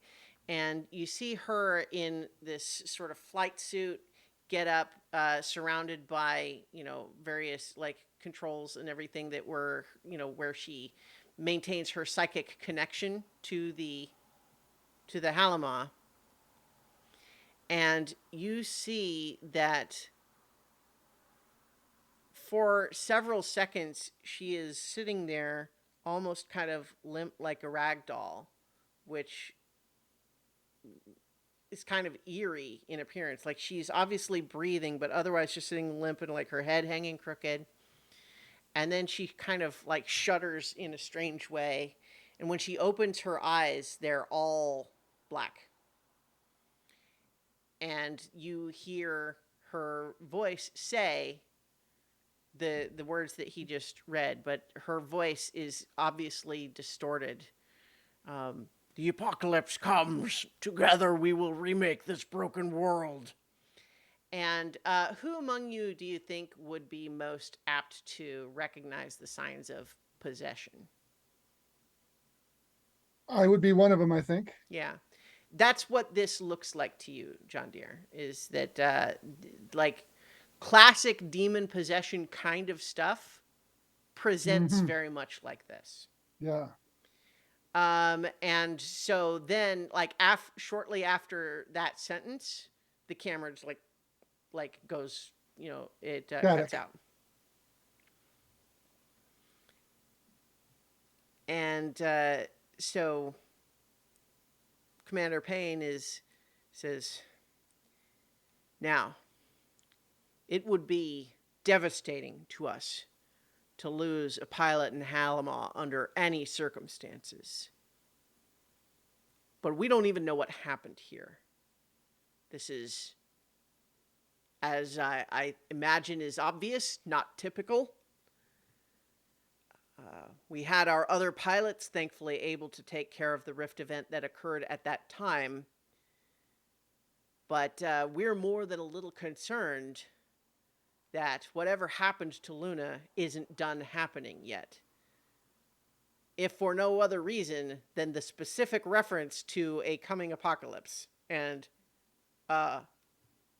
remaking a broken world is one of those sort of sentences that, like, in principle, all the words in there sound like they ought to be good, and yet people who say it usually don't mean that it should be remade in the way that we would prefer.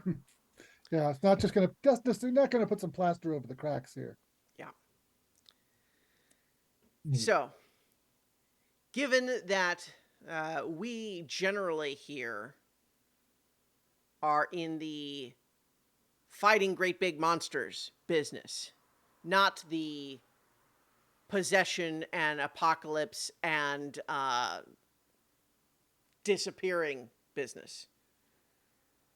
And so we contacted Division for some powerful folks who are going to be able to handle what we do here, but also have a little bit more experience with this kind of thing. So, what else can I tell you? I presume that along with the cameras, any other sensors you had went out as well. Basically, everything we have that would give us any kind of an electronic monitoring of the condition of either pilot or Halama went dead. And that included lights going out in the hangar bay, which should not happen. You better believe we've got backup generators. Oh, yes. But something happened that caused all of them to flicker for long enough that even people in the room don't know what happened. That actually was going to be my next question. So, yes. Reasonable to Malika was actually gearing up at the same time. She was going out with Luna. She was preparing at the same time and says she has no idea. Not that I don't disbelieve her. I'm just illustrating the point that another pilot also has no idea and was present at the same time. You use psychics and psionics for the bond between pilot and Halama, correct? That's correct. Are there records of rift monster, um, hostile rift monsters coming out using psychic or psionic powers against you?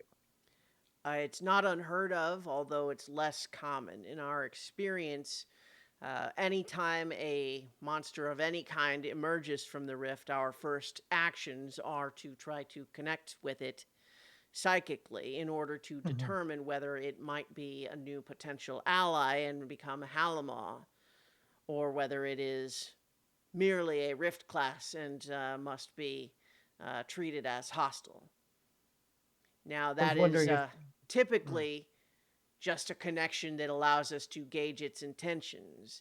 Occasionally, they have psychic powers or abilities as well, but that has been less common in our experience from the creatures coming out of the rift. I was wondering if this might be a case of such a creature psychically taking control of Luna.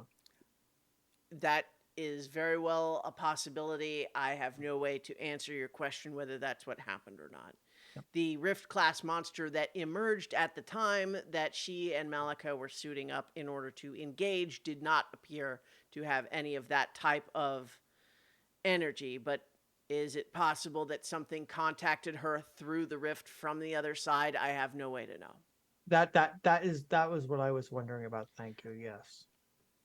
Now, my understanding is that our psychics did not detect anything of that type, but you would have to talk to them to find out more. I do intend to talk to Celine in particular, since she is her sister. Yeah. So I think it's a good idea to at least interview the other pilots. Mm. Well, you're going to what- find. Go ahead. I'm sorry. While you guys do that, I am going to analyze the recordings and data gathered at the time to see if anything can be sifted from that in a technical way.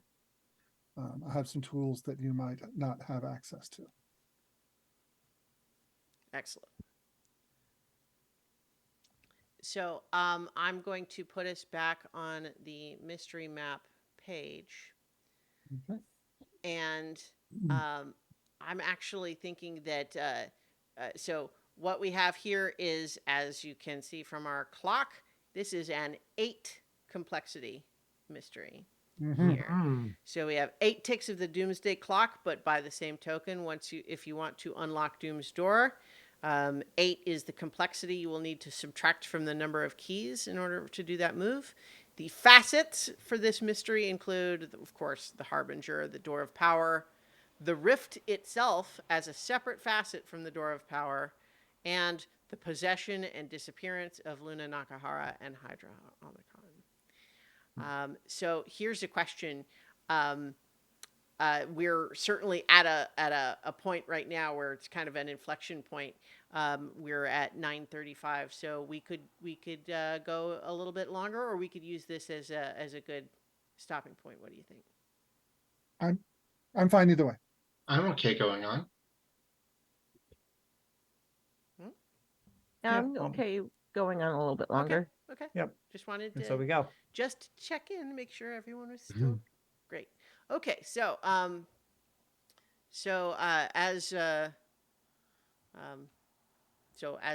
then we rejoin, I'm here to offer you access to our facility here, and whatever you need. Hopefully we can provide whatever you need as far as continuing your investigation, although I can't guarantee that everyone is going to be equally excited to have outsiders here. That is extremely for common, our operation. especially for the likes of us. Well, I would like to, just as kind of a practical matter, when we put because we're going to need a lot of keys, when we put them in on the screen, put them in 12 point so that there's enough room. mhm. Oh yeah. Well, the other thing potentially could do is use there's a notes field over on the right, or that like you can. We've been putting a fair amount of detail over in the uncovered keys section, so keeping it more, Yeah, you know, concise over concise there. over and- there, and keeping other notes elsewhere. Yeah. So, I mean, so the mystery has begun. You're all still here in the command deck briefing room, but we're now. Well, would definitely be going. Would want to speak to Malika, if not all the pilots. Okay. And I'm going to ask to be brought to their data center. Okay. Do you all, would you prefer to stay on the people tab or the mystery map here? As long as when we get keys, we can get back to the mystery map, Oh, well, that's fine. I So can people certainly is do good. that. Yeah. That's easy. Yeah, the people's found. All right. All right. So, who is so when you begin wanting to talk with Malika, Commander Payne says Malika is ever since Luna's disappearance has been spending a lot of time in the training room, so you can probably find her there. I can have someone escort you to the data center, Mr. Deere. I bet I'll meet one or two Kayas there. Almost guaranteed. In fact, I can arrange for that if you would like. I'm sure she can help. Ningle, shall we? I was hoping I'm going to let you go to the pilots first. I'm going to go talk to Celine directly right now. Okay. I think that's a separate conversation than with the pilots. All right. So what about you, Lady Dana? What were you envisioning? Let's see. Because you could accompany any of the others, or you could do your own. There's like this sort of game. Splitting the party is not necessarily a big deal, except just that everyone has to take turns listening to other Yeah. people's scenes. I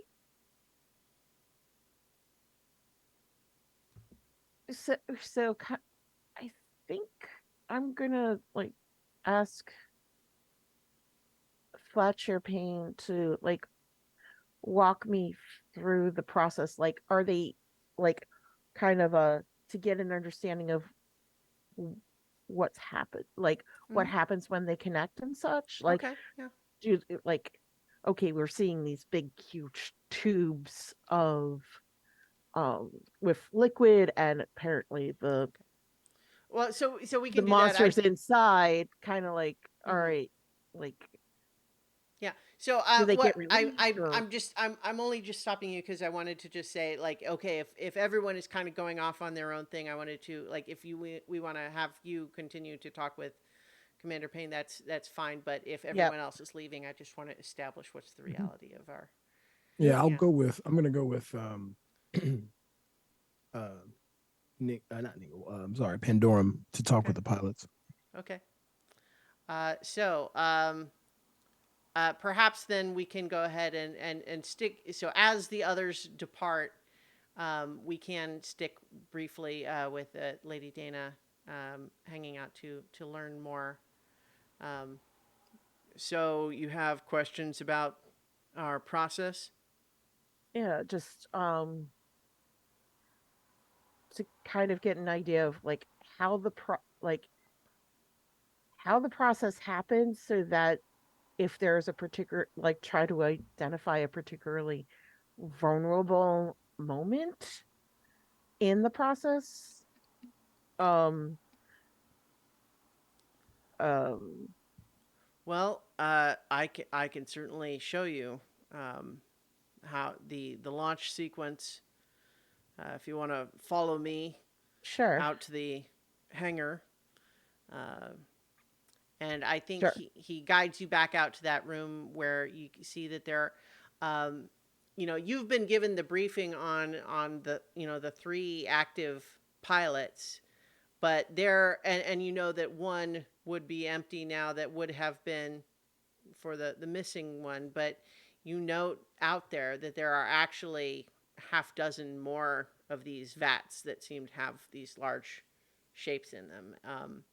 That there are more Halama here than seem to be currently connected to an active pilot. And I will ask about that. Like, there's more Halamad than pilots? Well, we recruit any Halama that appears willing to cooperate with us, and the process of a pilot managing to bond with and connect with a Halama is often fraught and requires a particular balance of physical chemistry and psychic compatibility. And so, as a result, we often end up with more Halama than suitable pilots. And when a pilot is recruited, they connect with whichever Halama they are able to. So what happened? What's going on with the Halamad that are like inactive? Well, Are they just dreaming here, or yes, they are. Um, I suppose probably the closest analog would be that they are in a medically induced coma. Although I should hasten to um, make clear that this is not something that we are doing against their will. um, and yeah, like going through the process, trying to identify like a potentially like they're going through all they've gone through all this training. They're fairly psychically strong to be able to do this. So I'm trying to see how there would be a opportunity for something to jump in. Well, if I knew the answer, we wouldn't have needed to call you in. But the short version is that this is, we call them pilots, but they are, in some respects, a bit like drone pilots in the sense that we have pods here.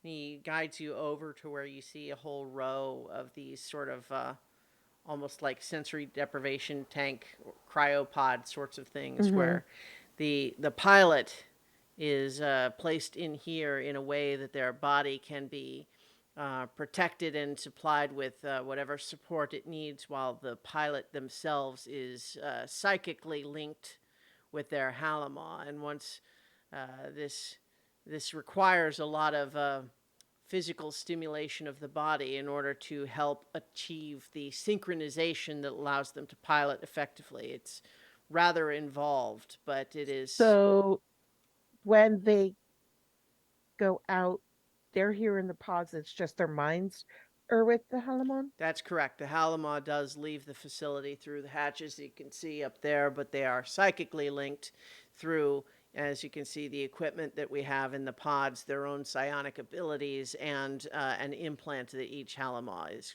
wearing.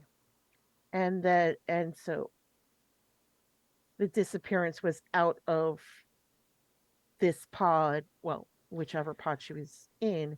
As far as and we can tell, the pod that yes, the the vat you can see Halama right was there, and pointing to one of the big empty vats. It's still filled with the liquid, but no other shape inside.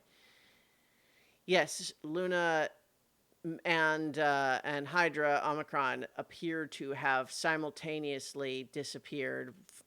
Luna from the pod here, and Hydra Omicron from the vat, without physically. As you can see, the size of these creatures is such that there is. This is not a smooth, mess-free operation when the Halama needs to leave the vat. There's a lot of splashing of the fluid. They have to physically climb up out of the hatch. This is something that the Halama have no difficulty doing under ordinary circumstances. But as I mentioned here, in this case, the disappearance seems to have left no spilled vat fluid, and the hatch was not open. Hmm. And our personnel out here on the catwalk say that Luna's pod did not open in between when we have recording of her getting inside and when we opened it again to find her gone.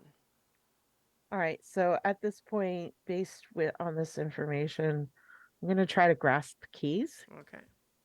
Mhm. Spend 1 darkness token. Mhm. Mm. Okay. Oh, That's a miss. and I Uh, can spend up to 3 bombs, right? Yeah. I Well, mean, you can spend as many as you want, that's although it's pretty early. Yeah. All right. Pretty early. I'll just. Yeah. Um, so on a grasp keys, when you get a 7 minus, you find more than you were ready for. You may choose to mark ruin to uncover a key, but in doing so, the keeper will reveal how you come closer to becoming Okay. a harbinger. Yeah, I'll go ahead and take the ruin. Okay. Um, so let's see. What key do you find? Oh,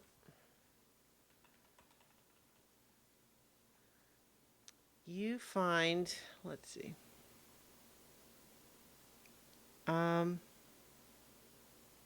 So what are you doing as far as this graph keys move? Like what are we seeing on screen? Are you just sitting there and thinking about the information, or are you looking somewhere, or Well, I it's mostly thinking, but I am looking at the fluid of the pod that I'm next to and kind of like looking back and forth between that and the vat. mm-hmm. Um, kind of trying to envision that sort of psychic link because it's not something I've done before. Okay. I'm Myron is the memory dude. Sure. Yeah, I'm more the physical side, so I'm like trying to I'm Mm-hmm. trying to mentally work out how that works. All right. Um let's see. Um Good to branch out. Yeah, Yeah. I'm just trying to figure out what key makes sense for you to find, cuz like when just thinking about it is like less And obvious in terms of a way to decide which key you get, right? yeah, Um I think we may want to go okay. back to So the here I think that what you find is and this is something that is tied into your own possible journey to becoming a harp. Excuse me, burping. no Um, worries. uh, I think that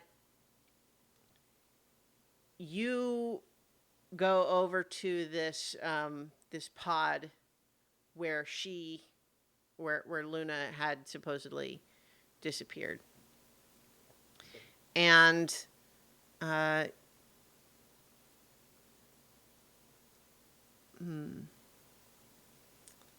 so I think that what you do is you're kind of inspecting it, and as you touch it, you you sort of find yourself detecting imaginary, not imaginary, but psychic emotion. Like you're suddenly feeling powerful emotion that is connected to your own feelings of how you felt as you were dying back when you originally Hmm. became what you are now. And Okay. you you are not necessarily usually attuned to psychic phenomena, but somehow just touching this thing is you're just now feeling those feelings again. Hmm. That the well, so you tell me what that feels like. Like what are you experiencing? Okay, so if it's back to like when I originally died and became what I was, Mm-hmm. um, I had been drowned Mm-hmm. by my lover. So it's full of water and darkness and suffocation because I can't breathe. And like in that moment, I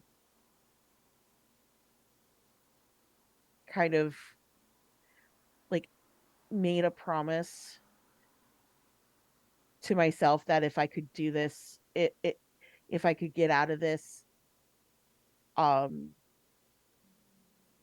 I would make him pay. Mm-hmm. Um, so if it echoes that, I definitely would feel like I am actually drowning again.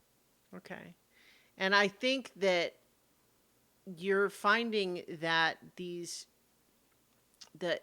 memory, the emotion that is sort of floating to the top in all of that is this idea that, like, in everything that you're feeling right now, the part of saying, if I get out of this, I'm going to make them all pay, is kind of floating to the top. Like, that's what is just like you are for a moment not only remembering how you felt then, but it's a little bit like being reminded, oh, right, This is I'm going to why, make them all pay. right? And as you are, yeah, I'm sorry, I'm trying to Yeah, no pick a good worries. one of these keys to go into this, but I think that as you um, are you're touching the pod and feeling those powerful emotions, just connecting yourself to that feeling of wanting vengeance, wanting to ruin everybody else, to make them all feel as bad as you are feeling. And I think as you kind of seize and then sort of collapse there and fall to, the side of this pod, Commander Payne kind of rushes over to your side. But then as you sort of are laying on the ground next to the pod looking up at it, you see that in a space um, underneath, like there's just a gap under, Mhm. where the shape of the pod doesn't fully touch the floor. You see that there are you see what looks like a small, like, electronic device of some kind that's just like loose on the floor. I'll like reach out to like towards it to like try to grab it, although like at the same time seeming to be gasping for air Mm-hmm. because like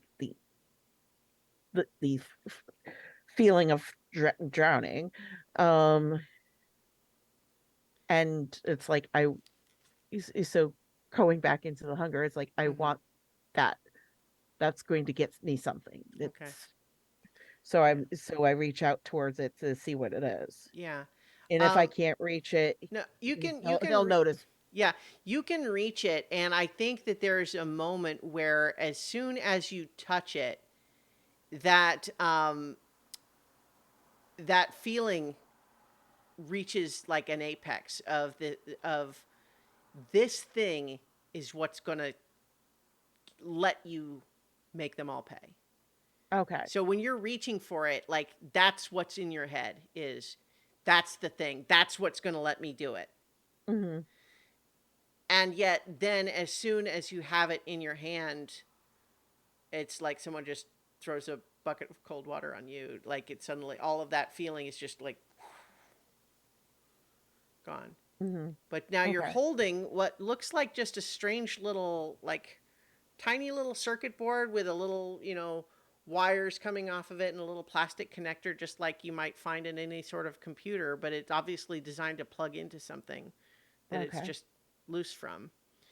And as you are kind of pulling it out, I want you to take a condition first Okay. for dealing with all of that rising up within you. But also, as you pull this little thing up, Commander Payne just says, "Are you all right? What is that?" It's what's going to. I beg your pardon?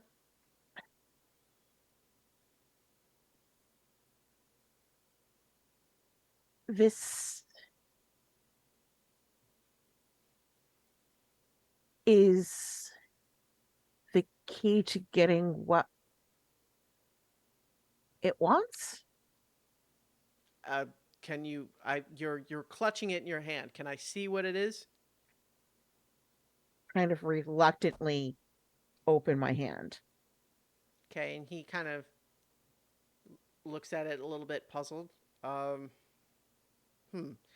And you can see nearby on one of the panels of this pod, he looks at it and he opens one of the panels, and you can see like there's a whole row of similar little devices, and there's one missing. And he's like, "Did someone remove this?" What And is so your key is signs of sabotage. it? Okay. So he's, it looks like someone removed this from the pin. What is it? I would have to. We would have to look at. I mean, I know how these pods work generally, but I couldn't tell you every single individual piece. So something to ask the Mm-hmm. techs about. But what I can tell you is if I open up that panel on any of these other pods, I would expect them all to be there.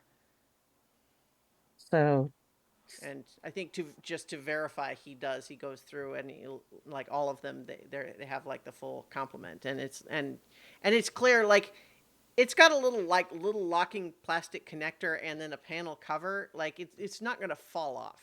right. So someone had to. Someone took I the think, RAM yeah. out of it. So what I'll also, I guess what like as you're sort of doing all of that, you get one of the Kaya Rosarios come over and just like, what is that? What is that? What do you have there? And as you demonstrated, she says, "Well, now that's interesting. I mean, we tend to call just these things. We call them the fuses because of the way that they burn out under certain powerful assaults. But they're part of the psychic resonance shield generator that prevents the connection from being interfered with." All right. So someone set it up to be interfered with. I can't comment on that specifically, other than I can say that it's bad for them to Not be there. not be there. Because, see, the thing with these little devices is that somewhat like a fuse you might have in a breaker box, it's designed so that any one can fail, but they're all in a series. You see, so like if any of them are still active, then the whole thing is intact. But if you remove one, it breaks the circuit.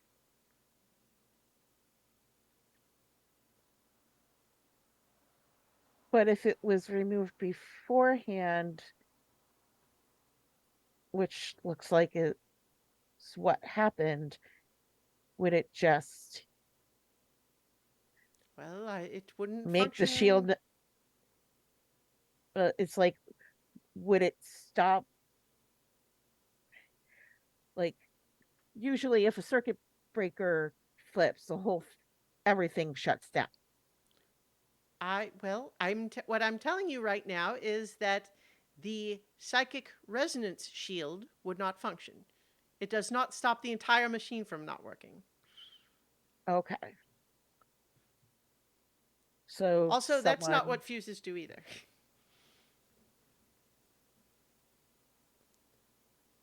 Okay.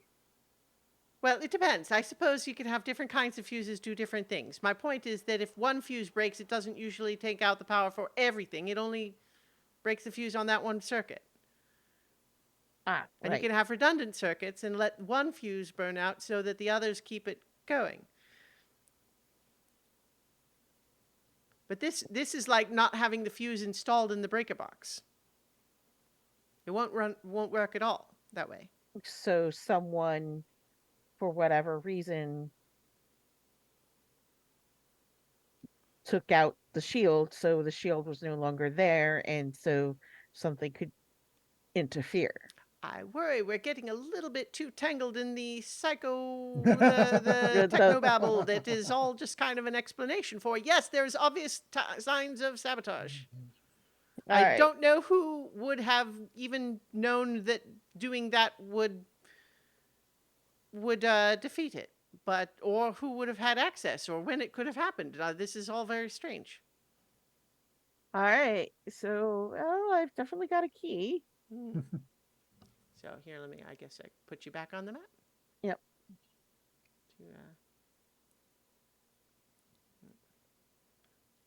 All right. So while that's happening, perhaps we can have John Deere was well. So we're now at 10. Is anyone still feeling like we're all right? Okay. So John Deere, you had gone over to some of the. I was actually saying that now would be a great time. to Oh, start. okay. Well, all the more that that's we will let the reveal that there was sabotage be our Dun, dramatic dun. Da, da, finish point. da. So, thank you everyone for listening and or watching, and we will be back next week, I think, with more Apocalypse Keys on Sony. Let's keys. Many.